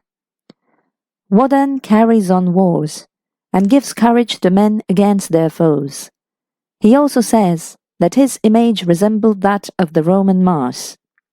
Obviously, Odin's functions as a war god had become prominent, and he had taken the place of the god Tyr, if this deity was a god of war. Tyr's place is quite subordinate in the Eddas. The name Wodan, or Wotan, or Woden, is found in the personal name Wotank and in the appellative Wotan, glossed Tyrannus. Wod, Wood, Woot, and the like, names of the leader of the furious host, Wood is here, are probably dialect forms of Wodan. The furious host was the storm personified as a host of spirits rushing through the air with their leader, who had many local names. The derivations of the name Wodan vary. It has been connected with the root wod, found in Old Teutonic wodo, mad, furious, and poetic frenzy, oper. This would refer the name to the god's attributes in connection with poetry and poetic inspiration. With this derivation may be noted Adam of Bremen's explanation: Wodan, id est furor. Another suggested derivation is that which connects Wodan with Indo-Germanic wa, to blow, with the idea that the god in his earliest form was a spirit or god of the wind, and, as the spirits of the dead were supposed to wander in the wind, a spirit or god of the dead. The traditions of the furious host, spread all over the Germanic area and traced back to medieval times, are held to prove that Wodan had once been known to all Germanic peoples in the aspect of the leader of the furious host.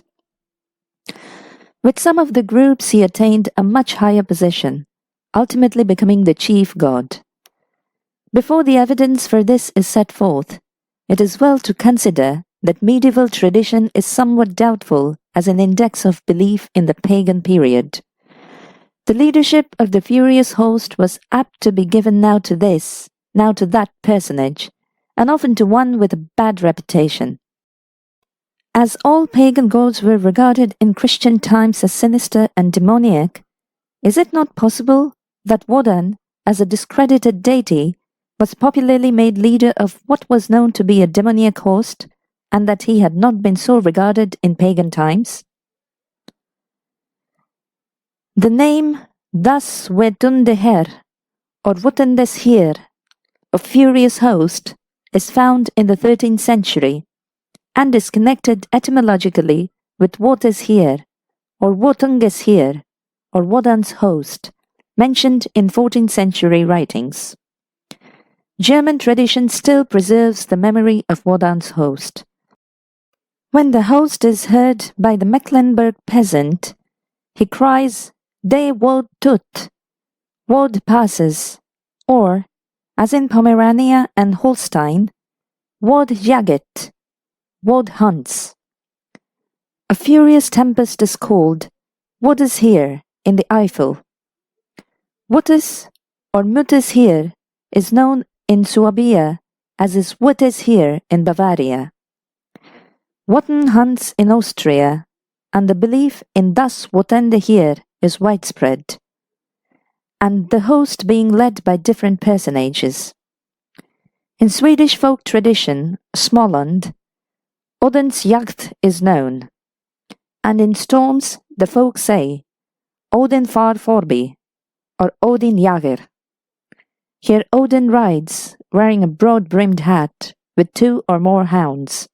Elsewhere in Scandinavia, howling wind is thought to be caused by the rolling of Odin's wagon. The main aspects of the furious host are found in the leader, often wearing a cloak and a broad hat, and riding a white or black horse, with a number of hounds, and in his train of followers, among whom are sometimes souls, those not good enough for heaven, nor bad enough for hell, or the unbaptized, suicides, and the like, these probably taking the place of an earlier, more general throng of the dead. The host rushes along with noise and shouting, hunting animals, or the moss wives, the wood wife, the mare woman, or other female elephants. It appears in autumn or spring, but generally in the 12 nights, from Christmas to Epiphany. Generally, the host presages evil or works harm, but sometimes when it is heard as soft music, it betokens a good harvest. In order to escape injury from it, one should fall on one's face, or keep the middle of the road, or run to a wayside cross, or to the crossroads. Many stories are told of adventurers of wayfarers with the host, and it has often a hellish aspect.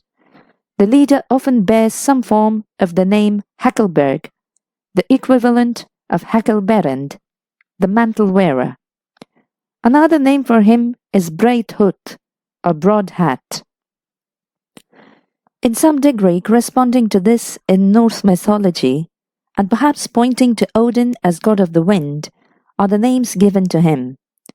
He is called Vafud, Vektam, wanderer, Gangler, traveller, Omi, noisy one, Vidvorul, far traveller, or, as in Saxo, Viator indefessus, unwearied traveller, or in Snorri's Hemskringla, the far-travelled. He says in Vafthrudnismal, much have I travelled, or long have I travelled. We hear in Harbard's Ljod of his journeys, and in the story of his appearing to King Olaf, he tells him of his travels. Whether all these denotes that Odin was an earlier god of the wind may be doubted, but it suggests that, as traveller, he is akin to the Gaulish Mercury, god of travellers, as well as to the classic god Mercury. One of the magic runes which Odin knows points to his power over the wind. If there is need to shelter his ship, he calms the wind and makes the waves sleep by its means. He gives fair wind to sailors, as Freya says in Hjundluljod. The storm subsides when Odin, the man from the mountain, goes on board, Sigurd's ship. Odin, as god of cargoes, Farmatur, may have been so called because he gave fair winds, and was thus a god worshipped by sailors. To the appearance of the leader of the host corresponds that of Odin with his cloak, under which he conveys his proteges through the air, his broad-brimmed hat, and his long grey beard, giving rise to his names Sidhotur, with broad hat, Harbard, greybeard, and Skidskegg, long-beard. He also rides through sea and air the famous grey, eight-legged steed, Sleipnir, best of all horses, born of Loki in the form of a mare to the giant stallion Swadilfari. Baldur's Draumr gives a picture of Odin saddling Sleipnir and riding down to Niflhel to consult the Volva about Baldur's baleful dreams. On Sleipnir he rides daily to Urd's well, to the divine tribunal, and, after Baldur's death, Odin's son Hermod rode Sleipnir to Hel to offer a ransom for Baldur. Snorri depicts Odin riding forth with gold helmet Birni and his spear Gungnir to fight at the end of all things. The name of the world tree Yggdrasil means Ygg's horse, or Yugg, the terrible, being a name of Odin's. The true name of the tree is Axir Yggdrasils, the ash of Yggdrasil, or of Odin's steed. The gallows is also called Odin's steed, and he is Galgavaldur, lord of the gallows, and Hangatur, god of the hanged. The gallows was a steed ridden by the hanged, and Odin himself had hung on a tree, whether Yggdrasil or another, for 9 nights, as is told in Havamal.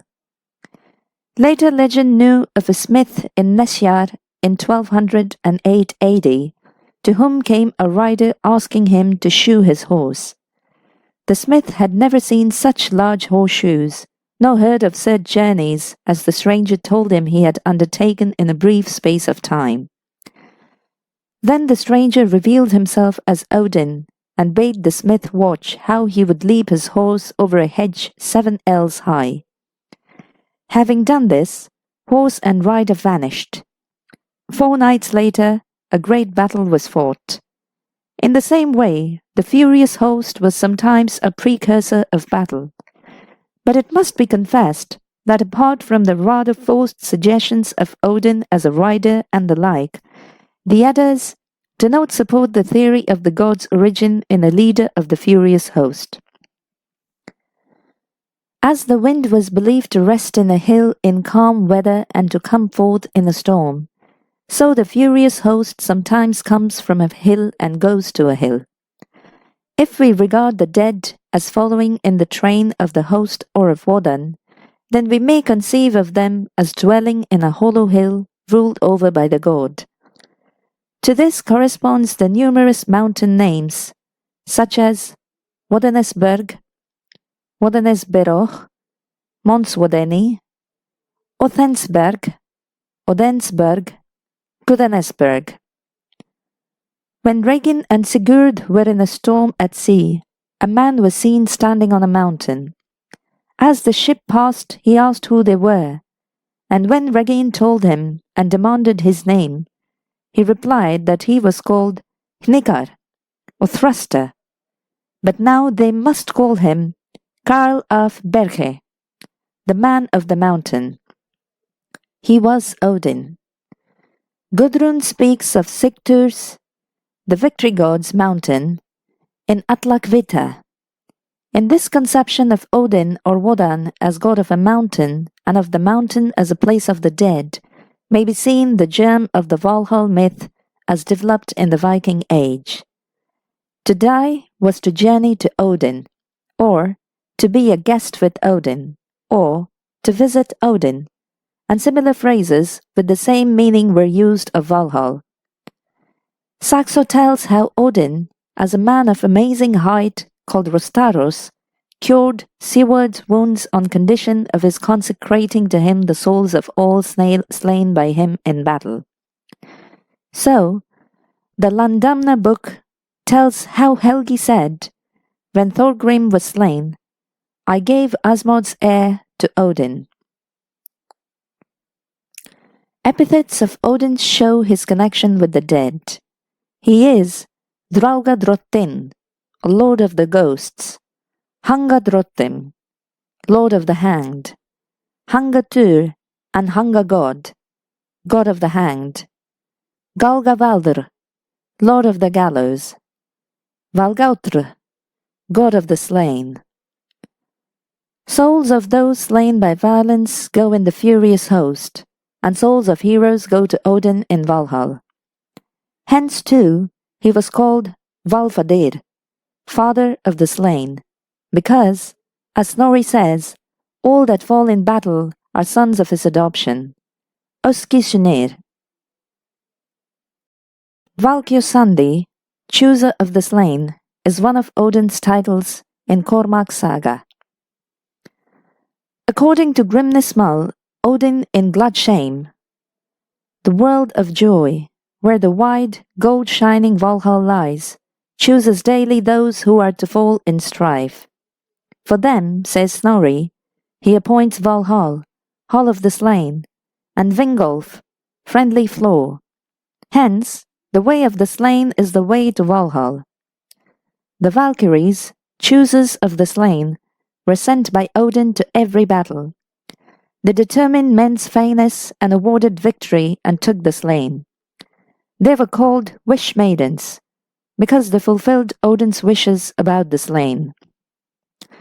On one occasion, Odin, as god of the dead, acted as ferryman of the dead to the other world. Sinfjotild's body was carried by Sigmund to a fjord, where was a boat with a man in it, who offered to take Sigmund across. But when he had carried the body into the boat, there was no place for Sigmund, and the man disappeared with the body. He was Odin, and the incident illustrates the belief in the dead being ferried over to the region of the dead. In Harbardsljóð, Odin, as Harbard, appears as ferryman. Although Odin's lofty character is emphasized by Snorri and in the court poetry of the Skalds, both in his Edda and still more in the Eddic poems, Odin appears in lower aspects. Indeed, in these poems, Odin is hardly at all the lofty war god and the creator who appears in skaldic verse, much less the supreme god of a pantheon. Especially is his connection with magic emphasized. He is Alden Gautur, the enchanter's old, Galdr's Fadir, father of magic, and he spoke magic and mighty charms to the dead Volva whom he had raised, yet required to seek knowledge of Baldr's fate from her. Loki accused Odin of having once worked charms like witches in Samsey, disguising himself as a witch and going thus among men. Saxo tells how Odin disguised himself as a soldier and struck Rinda with a piece of bark on which were written charms, or runes, thus driving her to frenzy. This was already referred to by the skald Cormac in the line, Odin wrought charms on Rind. From Lebard, the giant Odin got a magic wand, Gambaiten, and then stole away his understanding. And Odin admits that he learned scornful language from the dead in their hills.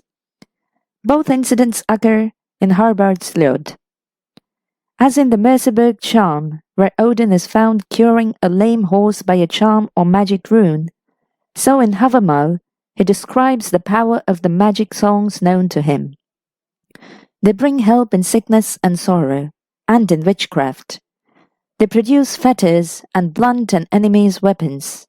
They break fetters. They stop the swiftest arrows.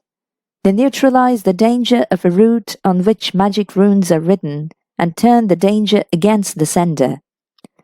They quench fire, remove hatred, calm the wind, work on house riders or witches, aid friends in fight, make a hanged man talk to him, give knowledge of the gods and elves, and win love. One of these had been sung by the dwarf Theodrorir, who sang, "Strength to the Aesir, success to the Alfar, and wisdom to Roptatyr," or Odin. When Mimir's head was sent by the Vanir to the Aesir, Odin embalmed it and spoke magic runes over it, so that it might impart wisdom to him at any time. It told him tidings from other worlds. Voluspa refers to this when, before the doom of the gods, Odin is said to give heed to the head of Mimir, and in Sigurd Rifamal he is depicted with sword and helmet, standing on a mountain and consulting Mimir's head. Elsewhere, it is Mimir himself whom Odin consults. This recalls Celtic myth and custom about heads. Those of enemies were offered to divinities.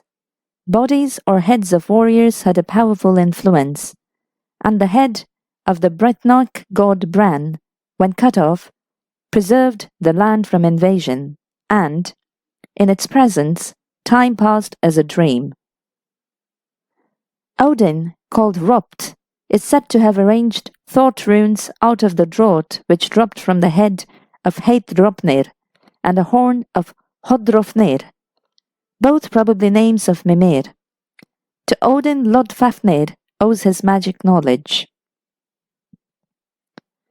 As a result of his magic powers, Odin takes different forms: that of a ferryman, a servant or peasant, a snake, an eagle, as in myths presently to be given. Hence, he is called Fjolnir, the many-shaped. To this corresponds Snorri's euhemerized account of Odin in his Ynglinga saga. He was far-seeing and wise in wizardry. He waked the dead and would sit under hanged men to obtain knowledge from them. By words alone he slaked fire or stilled the sea, and would turn the wind in whatever way he desired. He knew the fate of men and things in the future, or how to work ill, or to take strength and wit from men and give these to others. Of all buried treasure did he know, as well as runes to open the earth, mountains, rocks, and mounds, and how to bind their inmates with words. Then he would go in and take what he wished.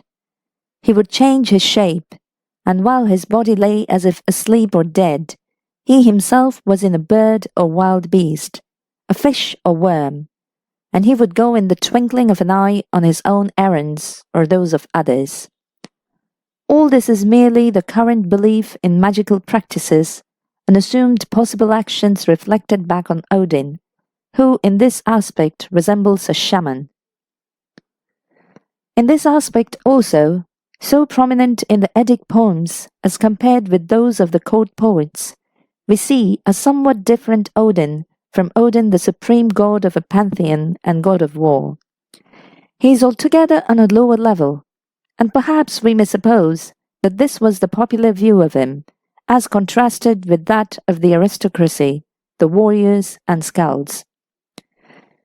This lower aspect of Odin is seen in what is said of his amours, of which he boasts, and we hear how he sometimes made women or giantesses his victims by means of magic runes. He wrought charms on Rind the giantess, who bore him a son Vali or Ali, the avenger of Balder. This is much elaborated in Saxo. Rind, called by Saxo Rinda, is in this account daughter of the king of the Ruthenians. After Balder's death, Odin, though chief of the gods, inquired of prophets and diviners how to avenge his son, and one of these, a Finn, said that a son must be born to him by Rinda. Odin, as a soldier, gained her father's favor, but Rinda would have nothing to say to him. Next year, as one skilled in smithcraft, he made many wonderful things for the king and for Rinda, who still refused him. Again, as a soldier, he sought to win her and tried to kiss her, but she repelled him. He now touched her with a piece of bark on which runes were written, and she became like one in frenzy. Then, as a maiden with skill in leechcraft, he said that he would cure Rinda. So he gained access to her, and now accomplished his desires. The child born was called Bose, not Vali, as in the Eddas. In Harbardsljóð, Odin boasts of overcoming 7 sisters, and of working much lovecraft with the night riders or witches, alluring them by stealth from their husbands. He had also an amour with a linen white maid, and with Grid, mother of Vidar. 2 stories, both put in Odin's mouth, show little reverence for him and are told from a humorous point of view. Both are found in Havamal, and a verse stating that lacking the desired joy is worse than sickness precedes the first story, that of Billing's daughter. Odin lay in the reeds awaiting her who was dear to him as his life. He entered the house. She was asleep on her bed, bright as the sun for beauty. She bade him come at evening in secret, but when he did so, a band of warriors with torches prevented his entering. He returned at early morning when all were asleep, only to find the dog tied to her bed. So he draws the moral: many fair maids are found fickle. The same poem gives briefly the story of Odin's acquiring the poetic maid and his love affair with Gunnlod, daughter of the giant Suttung. This is prefaced by the saying that good memory and eloquence are needful to the sage, as Odin found in the hall of the old giant Suttung, overreaching Gunnlod with many words. With the snout of Rati, he penetrated the rocks and so entered the place. Gunnlod gave him a draught of the mead from her golden seat. Poor was his recompense to her. He got the mead Odrorir as well as Gunnlod's favours. Had he not won her, hardly would he have returned from the giants' halls. Next day the frost giants came to ask about Hor, Odin, in his hall. They asked whether Bolverk had returned to the gods, or had Suttung slain him, Bolverk being the name under which Odin had passed. The episode ends by saying that Odin had forsworn himself. How can he be trusted? He defrauded Suttung of the maid and left Gunnlod in grief. This myth is also mentioned in earlier stanzas of Havamal, where Odin speaks of being overcome with beer, fettered with the feathers of the bird of forgetfulness, the heron, in Gunnlod's abode, very drunk in the house of wise Fjallar, or Suttung. Miss Martin Clark has compared these 2 stories with each other and with that of Odin and Rinda, and has suggested that all 3 may be versions of the poetic maid myth, mutilated in the Billing's daughter and Rinda stories. In all 3, there are a hero, a reluctant lady, a wooing, a crafty disguise or stealth, a definite purpose, and a final success in the Gunnlod and Rinda stories, a rebuff in the 3rd tale. But, interesting as the suggestion is, the Rinda story has a purpose quite distinct from that of the maid story, that is, to obtain a son who will avenge Baldur's death. Odin was not always victorious. With Loki and Hoenir, he was overcome by Hreidmar after killing Otter, and forced to pay Wergild or be slain. In Lokasenna, Odin shows himself frightened for Loki, and it is Thor, not Odin, who silences him. In spite of his wide knowledge, if not omniscience, Odin requires to seek knowledge, especially of the future. This he obtains from the Volva, who recites the drama of the last things, or from a dead seeress who tells of Baldur's fate. Again he obtains knowledge from the giant Suttung's maid, from the giant Vafthrudnir, from the dead or spirits or dwarves, and from Mimir. Odin is called friend of Mimir, who is perhaps a water spirit, with his well beneath one of the roots of Yggdrasil. In this well wisdom and understanding are stored. Hence, Mimir himself is full of wisdom and drinks of the well from the Gjallar horn. To him came Odin and desired a drink of the well, but Mimir withheld it until he had given his eye in pledge. Now the eye is hidden in the well, and Mimir is said to drink every morning from this pledge, perhaps regarded as some kind of vessel, or out of it is poured water for the tree.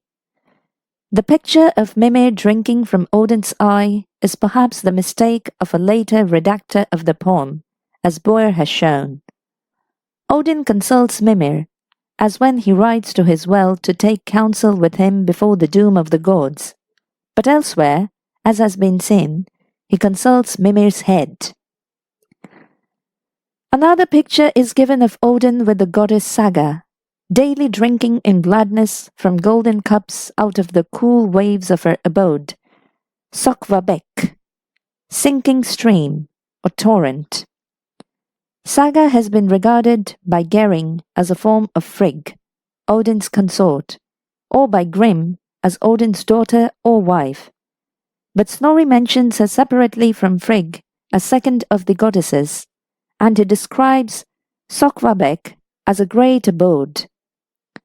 Golther considers Saga to be a female water elfin, dwelling in the stream, and visited by Odin to obtain knowledge, which is thus again connected with the water, or to carry on a love affair.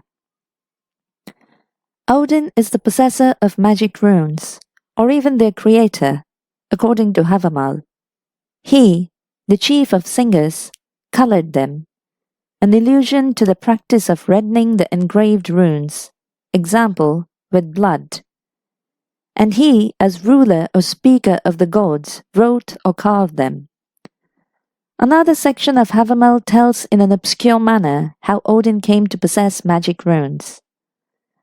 I know that I hung on the wind-steered tree 9 nights long, wounded by spear, consecrated to Odin, myself to myself, on the mighty tree, of which no man knows, out of what root it springs. No one refreshed me with horn or bread. I looked downward, I took up the runes. Shrieking I took them, then I fell to the ground. Bestla's brother, son of Bolthorn, taught me 9 mighty songs, and a drink I obtained of the choice made out of Odrorir. Then I began to thrive and gained wisdom. I grew and felt well. One word led to another, one deed to another. These lines and their meaning have been much discussed, and it is not certain that all the stanzas belong together. There may be fragments from different poems. The third stanza suggests an interpolation from a poetic form of the myth of the mead stolen from Suttung, of which, says Snorri, he who drinks becomes a skald.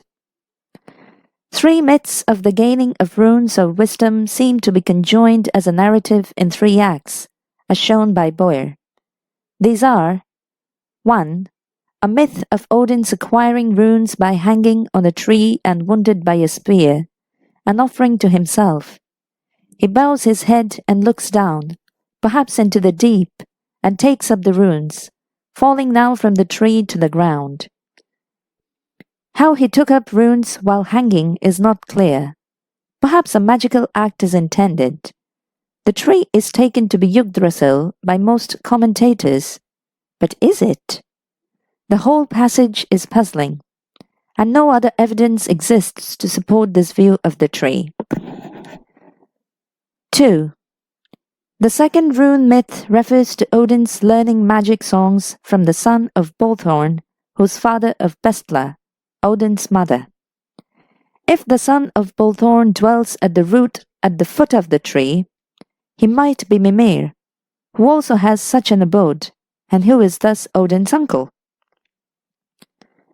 3. The third rune myth tells how Odin obtained the draught of the mead out of Odrorir, possibly through use of these magic songs. Whether Odin's hanging on the tree is to be connected with the idea that Yggdrasil is Odin's gallows is uncertain.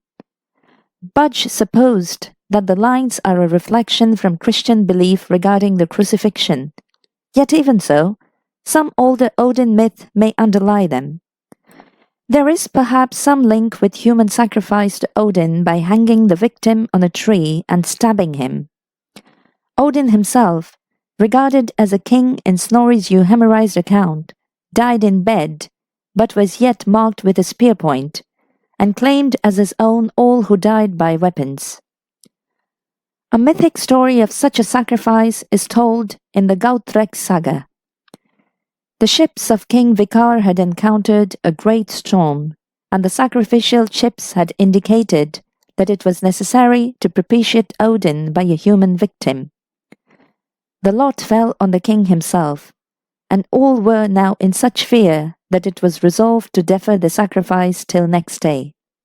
Meanwhile, Odin desired his foster son, the hero Starkad, to bring about Vikar's death, in return for his favors to him. He told him what he must do. Next day, when the councillors suggested that a mere mock sacrifice of Vikar should be made, Starkad gave directions how this should be done. Vikar was made to stand on the stump of a tree, and a noose made of the entrails of a newly slaughtered calf was placed round his neck and attached to a branch, which Starkad held down. Then he thrust at Vikar with a reed which Odin had given him, and which now became a spear, at the same time letting go of the branch. The noose became a strong rope. The stump was overturned, and thus Vikar was both hung and stabbed. As these changes occurred, Starkad said, "Now I give you to Odin." A fuller version of the Odrorir myth is given by Snorri in the Bragreidur as an explanation of the origin of the art of poetry. Here it is connected with the war between Aesir and Vanir. To establish a pledge of peace between the two parties, both of them spat into a vessel. This is doubtless derived from some folk custom, of which there are examples from other regions, showing that the saliva rite is analogous to the blood covenant. This saliva now becomes the subject of a further myth, for, as is obvious, if the saliva of men is important in folk belief, that of gods must have greater virtues. The Aesir took the contents of the vessel, and out of the saliva formed the being Quasir, who was so wise that to every question about anything he could give the right answer. He went everywhere instructing men, until the dwarfs Fjolar and Galar slew him, and collected his blood in the kettle Odrori and in the vats Sun and Bodn. They blended honey with the blood, and so formed the mead of which whoso drinks becomes a skald. These dwarfs, having drowned the giant Gilling and slain his wife, were set on a reef by Suttung, the son of the giant pair. Over this reef the waters poured at high tide, and to save themselves they offered him the precious maid as a satisfaction. Suttung hid it in the rock Hjentbjorg, and set his daughter Gunnlod to watch it. The story then goes on to tell how the Aesir came into possession of the maid. Odin set out and came to a place where 9 thralls were mowing. He took out a hone from his belt and sharpened their scythes so that they cut better than ever before. As they wished to possess the hone, he threw it up in the air, and when they rushed to catch it, each struck his scythe against the other's neck. Odin now went to the giant Baugi, Suttung's brother, to seek a night's lodging. Baugi was bewailing the loss of his thralls, and Odin, calling himself Bolverk, offered to do their work, asking as wage a draught of Suttung's maid. Baugi said that he had no control over it, but nevertheless went with Odin to Suttung when harvest was over. When Suttung heard of the bargain, he refused to grant a drop of the maid. Odin, as Bolverk, now suggested certain wiles to Baugi, who agreed to them. He drew out the ogre Rati, nowhere, and bade Baugi pierce the rock with it. When the hole was made, Bolverk changed himself into a serpent and crawled through it. Baugi, who had tried to deceive him in boring the hole, thrust at him with the auger but missed him. Bolverk now went to the place where Gunnlod was and slept with her for 3 nights. Then she gave him 3 draughts of the mead. With the first draught he emptied Odrorir, with the second Bodden, with the third Son, and thus gained all the mead. Turning himself into an eagle, he flew off swiftly. Suttung saw the eagle in flight, and himself as an eagle pursued it. When the Aesir saw Odin approach, they set out vats, and Odin, entering Asgard, spat out the mead into these. But he was so nearly caught by Suttung that he sent some mead backwards. No heed was taken of it, whosoever who might have it. It is called the poetesses' part. Odin gave the mead to the Aesir and to those men who have the ability of composition. In this tale, and in one of the Havamal passages, the vessel containing the mead is called Odrorir. In the other Havamal passage, it is the mead itself that is so called. The mead has some likeness to the Indian Soma myth. Soma is medicinal and immortal. It has to do with poetry and stimulates speech. It was acquired through a Soma plant, having been brought from the mountains by an eagle, and Indra on one occasion is called an eagle in connection with Soma. The story has some relation to the numerous folk tales in which the wife or daughter of a giant or monster aids a hero who escapes with the giant's treasure. The poetic maid is now in possession of Odin, but it was first, like all wisdom, as Vafthrud Nismal suggests, in the possession of giants. Hence, Odin gives wisdom to many, and to the poets their art. Egil, though resenting his being deprived of his sons by Odin, says that Mimir's friend has given him a recompense in the gift of the poetic art. The hero Starkad obtained from Odin the art of poetry or the composing of spells. A poet called himself Yugs or Odin's ale-bearer, and poetry is styled gift, find, drink, booty of Odin, or Odin's maid, Odin's kettle liquor, as well as liquid of the dwarves, Gunnlod's liquor, Quas's blood, Suttung's maid, and the like, with reference to this story. Odin was thus god of the skalds, to whom he gave their gift of verse. The Havamal, or Words of the High One, Odin, sets forth a long array of wise sayings applicable to the incidents and conduct of daily life. Then follows the Odrorir story, a series of counsels addressed to Ludfafnir, the story of Odin and the runes, and a list of runes, or rather of the effects of such runes. The whole seems to be intended as a kind of summary of Odin's wisdom due, as we may suppose, to the actions recorded in the myths. That Odin should be god of poetry at a time when poetry had been so highly developed in the north may be a development of his being lord of magic runes, which were in verse form. All his craft he taught by runes, says Snorri in the Ynglinga saga. And again, in measures did he speak all things, even such as skaldcraft now uses. Save for the Odrorir myth, it is Odin's invention or possession of magic runes which is emphasized in the Eddic poems, thus laying stress on his character as a master of magic, winner and user of runes. According to Havamal, Odin made runes for the Aesir, as Dain did for the Alfar, Dwalin for the dwarves, and Asvid for the giants.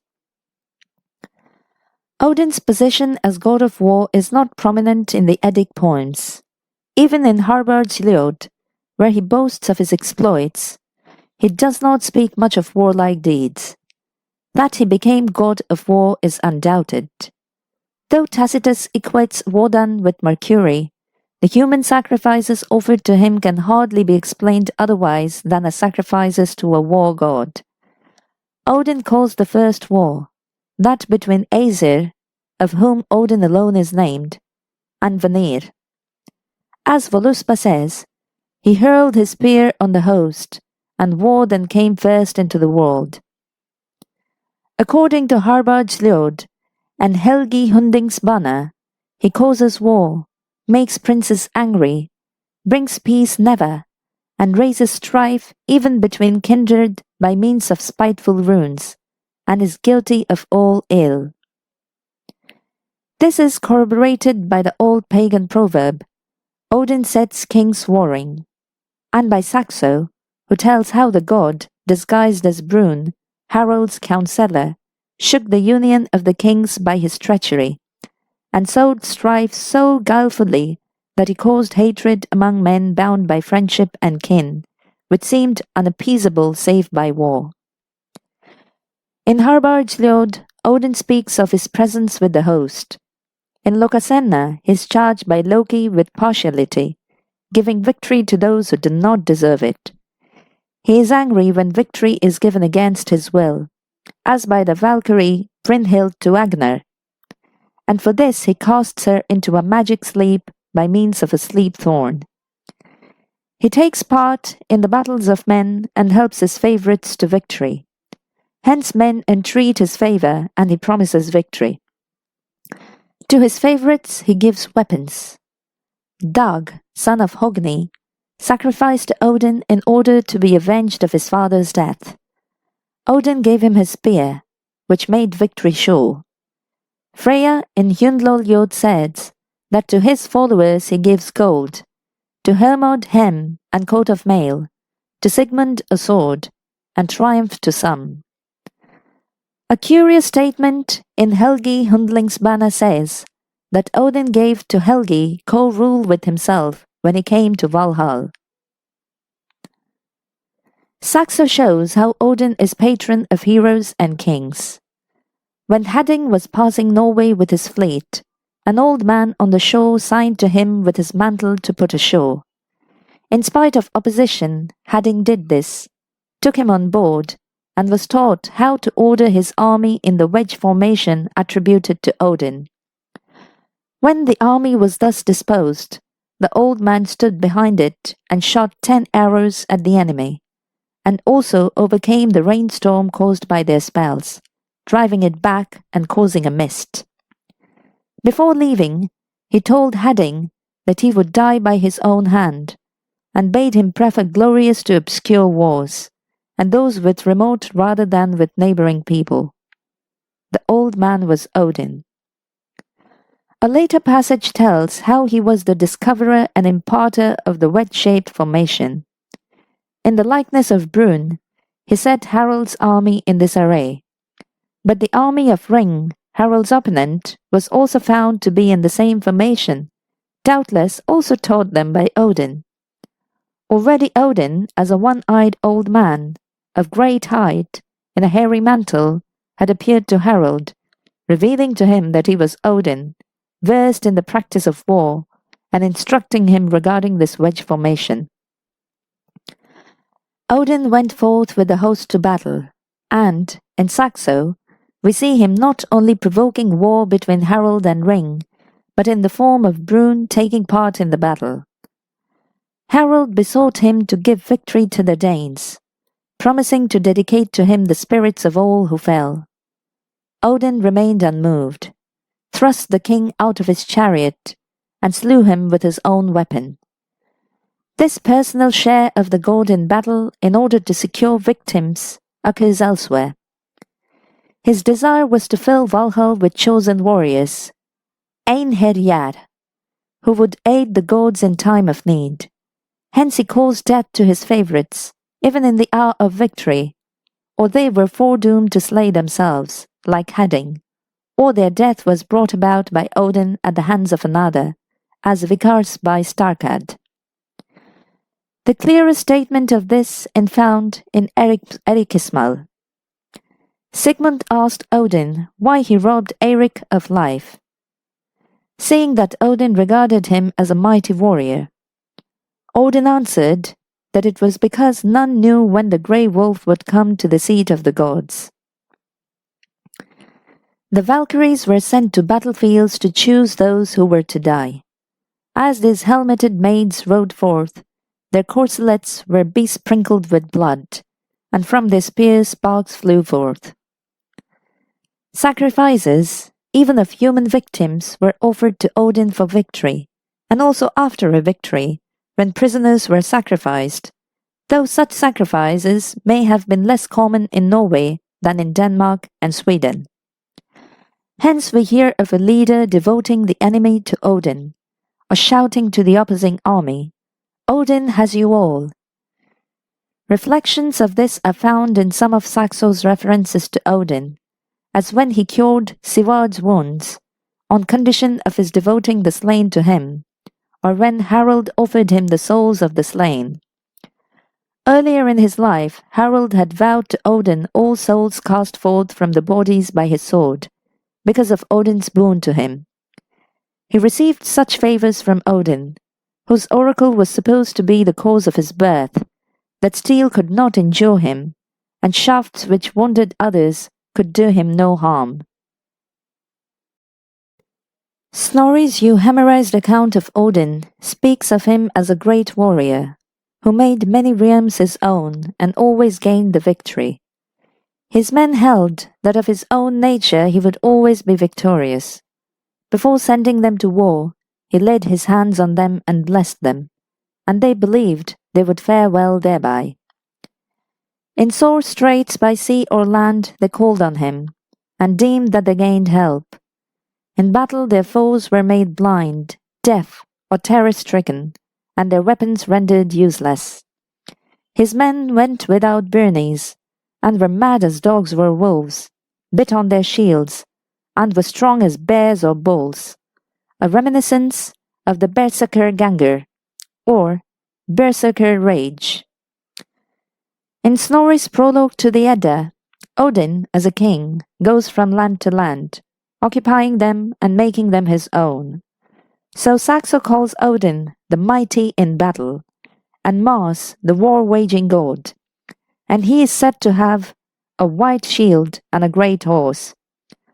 On a helmet found in a grave at Vendel in Sweden of the Iron Age period, a warrior on horseback, armed with helmet, shield, and spear, is believed to represent Odin, as two birds in flight, one on each side of the head, are most probably his ravens. Odin's names or titles bear witness to his function as god of war. He is Sigfadir, father of victory, Sigtur, god of victory. Oaths were sworn by Sigtur's mountain. His city was Sigtun. Other names are Hertur, god of hosts, Herjun, leader of hosts, Herfadir, father of hosts, Valfadir, father of the slain. He is Nikar, spear lord, Biflindi, spear brandisher. He is the weapon-decked god. Hence many kennings for battle connected with Odin. It is his grimness or fury, the storm of Odin, the storm wind of the Valkyries. The sword is Odin's fire. Weapons and arms should be periphrased in figures of battle and with reference to Odin and the Valkyries, says Snorri in Skalds kaparmal. We may also recall what Adam of Bremen said of Odin as god of war. While generally, though not invariably, Odin is more prominent than Thor in the myths, this prominence is much less obvious in historical documents. There must have been a time when Odin was unknown in Scandinavia, or on a much lower level than that which he ultimately attained. Odin as Wodan was certainly prominent at an earlier time in Germany, especially in its southern region. The presumption, therefore, is that the cult of Odin as a higher god, possibly with that of others, passed first to Denmark and then to Sweden, where he gained popularity. Perhaps he was first worshipped, or his cult first came to prominence in Gautland or Gotland, in South Sweden, for he was called Gaut, Gautatur, god of the Gauts, and also friend of the gods. From Sweden his cult passed to Norway, where, however, it never overthrew that of the indigenous Thor. In the sagas relating to the families of Iceland, the cult of Odin is never mentioned. It is only in those which concern the legendary period that he is prominent. This migration of cult may be indicated in the migration legend, as told by Snorri, that Odin and others came from the southeast to Denmark and Sweden, as well as in the fact that Adam of Bremen still knows Odin at Uppsala as Wodenus, a Saxon form of the name, while Danish documents know him as Wodhen. Significant too is his name Saxagod, god of the Saxons. The growing supremacy of Odin was one aspect of the growth of a new culture in the Viking Age and the rise of a splendid courtly life through the power of the great kings. The art of war was cultivated for itself. The art of poetry was fostered by kings, and skalds became a definite class in this new and vigorous stage of history. Odin was associated with both war and poetry. He became important and necessary to kings, nobles, and court poets, and those aspects of his personality connected with war and poetry were ever the more emphasized. Odin's seat was a royal court, he himself a supreme divine ruler. Yet even in the Eddic poems there are hints of the earlier stages when Odin was not so prominent, just as they emphasize lower aspects of his personality, as we have seen. We see Frey seated on Odin's Lyksjalf, looking over the world, possessed of a magic horse, sword, and the ring Draupnir, and called Folkvaldigoda, chief of the gods, in Skirnismal. Frigg and Gefjun share foreknowledge with Odin in Lokasenna, and Freya shares the slain with him, according to Grimnismal. Thor, who had been chief god in Norway, remained chief god of the people, in contradiction to the aristocracy, and he was especially prominent in Iceland, where kingship did not exist, and few of the emigrants were of royal blood. This seems to be hinted at in the Harbardsljod, where the nobles who fall in battle are said to be Odin's, but the peasants belong to Thor, the rough, homely, peasant-like god. Odin, as a god of knowledge, is contrasted with Thor, the embodiment of physical force. Even Odin's spear, the warrior's weapon, suggests a higher stage of culture than Thor's hammer. Odin drinks wine, which is meat and drink to him. Thor drinks ale and is a mighty eater. Snorri, it is true, speaks of the first toast drunk at festivals as one consecrated to Odin, for victory and power to the king. But this cannot override the more general evidence regarding Thor, nor the fact that the Islendinga Sogur never speaks of temples, images, or priests of Odin in Iceland. Odin's growing cult on the whole, however, affected the more popular cults of Thor and Frey, and in the later Scandinavian literature he has achieved the highest position as head of a pantheon. To him were assimilated many lesser and local gods, whose individual functions corresponded to some of Odin's. Many of the names given to him must be the last traces of such local deities, just as the Olerus and Myth-Othin stories, presently to be given, suggest that he had absorbed the personality and cult of other gods. Of all the gods, Odin is the greatest, and, according to Snorri, he is the foremost and oldest of the gods, or, as in Voluspa, ruler of the gods. He lives through all ages and rules all realms, and directs all things, small and great. He is Aldafadir, father of men, because he is father of all the gods and men, and, as in the Lombard story, He is depicted as sitting in the high seat, Litskjalf, looking out over the world and seeing every man's deeds. Grimnismal shows Odin and Frigg sitting on the seat and viewing the whole world, and from it Odin looked forth and saw where Loki had hidden himself. Litskjalf is in Valaxjalf, one of the heavenly abodes, made by the gods and thatched with silver, and possibly the same as Valhall. The other gods or Aesir are Odin's people. He is highest and eldest of these. He rules all things, and, mighty as are the others, all serve him as children obey a father. With Vili and Ve, or Hoenir and Loki, Odin is creator or fashioner of the world, of the first man and woman, to whom he gave soul. But Snorri, apart from the myths which tell of these, tells that Odin fashioned heaven and earth and air, and all things in them. He made man and gave him the immortal spirit. As chief god, Odin grants to men their wishes, and he has knowledge of all things, though this is not necessarily innate to him, but gained in different ways. We see him displaying his cosmogonic knowledge to Agnar in Grimnismal.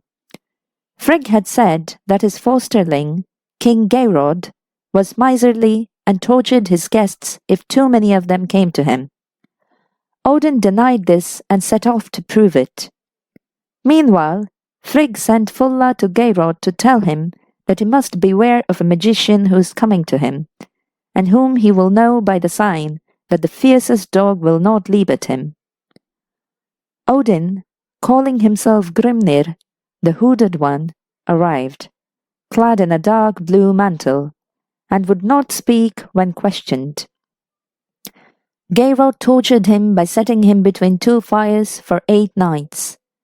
Geirrod's young son Agnar had pity on him and brought him a horn of ale. Odin praised him and then went on to tell of the different divine abodes, of Yggdrasil, of creation, lastly reciting his various names and disclosing himself as Odin. When Geirrod heard this, he ran to take him from the fire, but stumbled and fell on his sword. Odin now vanished. Agnar ruled long as king.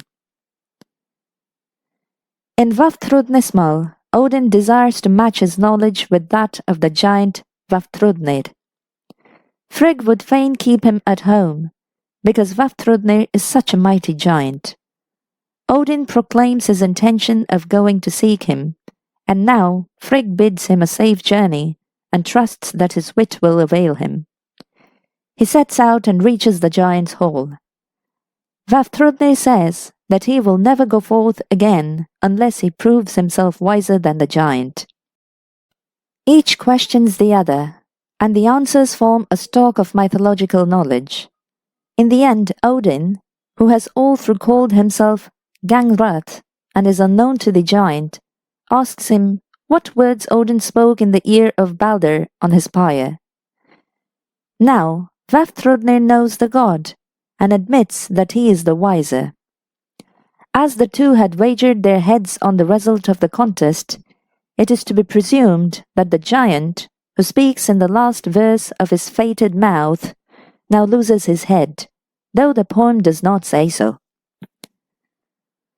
In the Norna Geststatter, having taken the form of Gestumblindi, Gest the blind, Odin enters King Heidrik's hall at Yule, and propounds to him riddles, because the king is famous at guessing these. One of the riddles is, "Who are the two that have 10 feet, 3 eyes, and 1 tail?"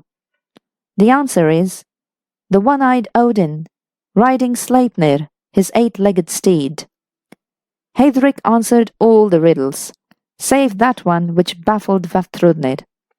What did Odin speak into Balder's ear before he was burned on the pyre? By this Heidrik recognized Odin, and threw his magic sword, Tyrfing, at him. But he escaped as a falcon. Odin, however, was angry at Heidrik, and that night he was slain by his slaves, Or, according to a Faroese ballad version of his story, Odin burned him in his hall. This high position ascribed to Odin, chiefly by the Skalds and in Snorri's Edda, is a later development of the personality and functions of the god, though traces of it are found elsewhere, as in the Lombard saga. Possibly some Christian influences may have affected the description of Odin's might, as when he is called All-Father. We turn now to Odin's descent and relationships. Snorri says that the mythic cow Audhumla gave origin out of an ice block to Buri, fair of feature, mighty and great. His son was Bor, who married Bestla, daughter of the giant Bolthorn. To them were born Odin, Vili, and Ve. How Buri procreated Bor is not told. Giants are thus already in existence. Some of these personages are referred to in the poems. Bor's sons in Voluspa, Bor's heir, Odin, in Hyunloljod, Bestla's brother, son of Bolthor, who taught Odin songs, in Havamal. Odin's wife is Frigg, and in Lokasenna, Loki reminds her of her remorse with Vili and Ve, the only passage in the poetic Edda where these two are mentioned. This incident is spoken of in the Ynglinga saga. Odin's brothers ruled the realm in his absence. Once, when he was away, the Aesir thought that he would never return, so Vili and Ve shared his goods and his consort Frigg. Soon after Odin returned and took his wife once more. Whether Vili and Ve are shadowy reflections of Odin or actual deities alternating in cult with him, a view favored by recent research, is not clear. Two stories, relics of older myths, are given by Saxo. Frigg had offended Odin, and he went into exile.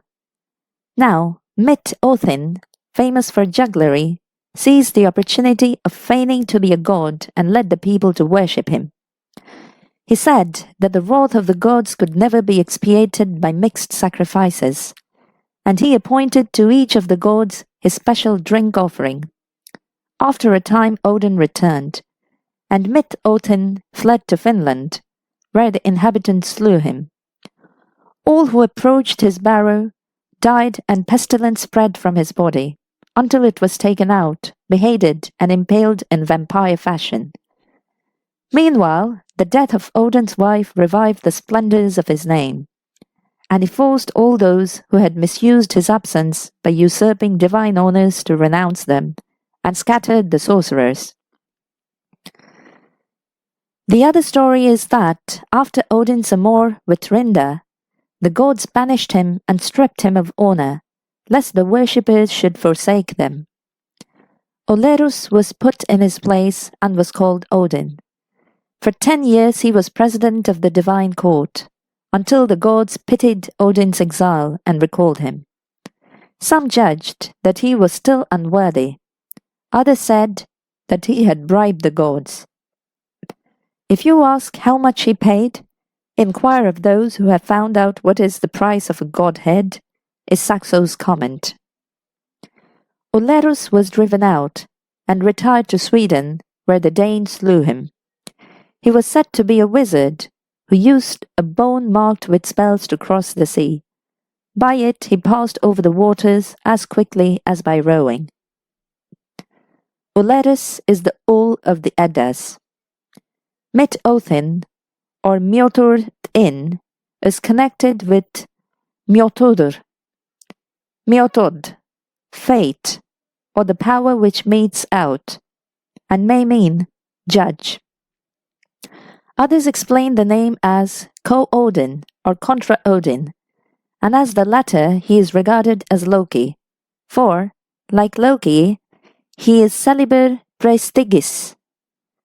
The two stories may be variants of one myth, referring to the introduction of the new cult of Odin in certain regions of the north where another god had been supreme. There are reminiscences of a cult war. The rule of the earlier god, in the eyes of the upholders of the new cult, could only have been possible by cunning and fraud. The theory of a prehistoric cult of alternating twin gods who share a consort, succeeding each other in her possession, has also been suggested here. Such twin gods are held to be found in the two brother gods called Alcis, mentioned by Tacitus as worshipped in a grove of the Nahannar Valley, an East German tribe, as served by a priest in the woman's clothing. Possibly the myths point to Odin as a god whose power waned in winter, when another god took his place, and also his consort. By Frigg, Odin had a son, Balder. Thor is said to be his son by Jord, or Earth. Vali was his son by the giantess Rind. Hod, Bragi, Vidar, and Heimdall are also called sons of Odin. Kings and chiefs trace descent from Odin. Example, the Skjoldings from his son Skjold. Certain possessions are ascribed to Odin. His ravens, Hugin, Thought, and Munin, memory, sit on his shoulders and whisper to him all they see or hear. He sends them forth at daybreak to fly about the world, and they return at evening with their budget of news. Hence, Odin is Hrafna god, or raven god. These birds are also called his hawks. For Hugin, I fear lest he return not home, but I am more anxious for Munin, says Odin in Grimnismal, as if he feared they might not return from their flight. The ravens which haunt battlefields were naturally connected with Odin as war god. But there is also a suggestion in this raven myth of his superior knowledge, inasmuch as he understands the language of birds. The presence of two ravens flying past when Earl Hakon offered a great sacrifice was a sign to him that Odin had taken his offering and that he would have a happy day of fighting. Ravens are mentioned as Odin's birds in the Havardar saga. There is a flight of ravens, Odin's messengers, on the left hand. Thus, all ravens are the birds of Odin. Odin has two wolves, Geri, the ravener, and Freki, the glutton, to whom he gives his food, for wine is to him meat and drink. They are called his hounds. Wolves, like ravens, visiting battlefields and eating the slain, were appropriate to a war god and a god of the dead. Sleipnir is Odin's horse, born of Loki, grey, eight-legged, perhaps a symbol of speed. It is the best of all horses among gods and men. On it, Odin rides over land and sea, into Jotunheim and down to Hel, as did Hermod when he went to seek Baldur's deliverance. On one occasion, Odin rode Sleipnir into Jotunheim and visited the giant Hrungnir, blusterer. Hrungnir asked who this might be, riding through air and water on such a good steed. Odin wagered his head that there was no such steed in Jotunheim. Hrungnir said that his horse, Gulfaxi, Golden Mane, was better, and, growing angry, leaped on it and rode after Odin, who went so furiously that he was on the top of the hill first. Hrungnir, overcome with giant's frenzy, rode after him into Asgard, where, in the sequel, he was dealt with by Thor. The spear Gungnir was made by dwarves and given to Odin by Loki. He lent it to heroes. Against it, all other weapons were useless. Example, Sigmund's sword. On Gungnir's point and Sleipnir's teeth, the head of Mimir bade runes to be written. Odin's ring, Draupnir, Dropper, made by the dwarf Sindri and given by his brother to Odin, was so called because 8 rings of the same weight dropped from it every 9th night. Odin laid it on Baldur's pyre, and Baldur sent it back to him from Hel as a token of remembrance. In Skirnismal, the ring is Frey's and is offered by Skirnir to Gerd as a means of inducing her to accept Frey's love. Balder is also called possessor of Draupnir. If, as is thought, this ring is a symbol of fruitfulness, it would naturally belong to Frey, the god of fruitfulness, afterwards passing into Odin's possession. Odin was still remembered in Christian times, and appears in different stories as well as in folk belief.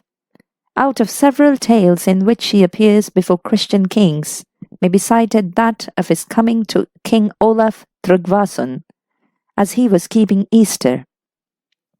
He appeared as an old man, one-eyed, of sombre aspect, wearing a broad-brimmed hat, and wise of speech.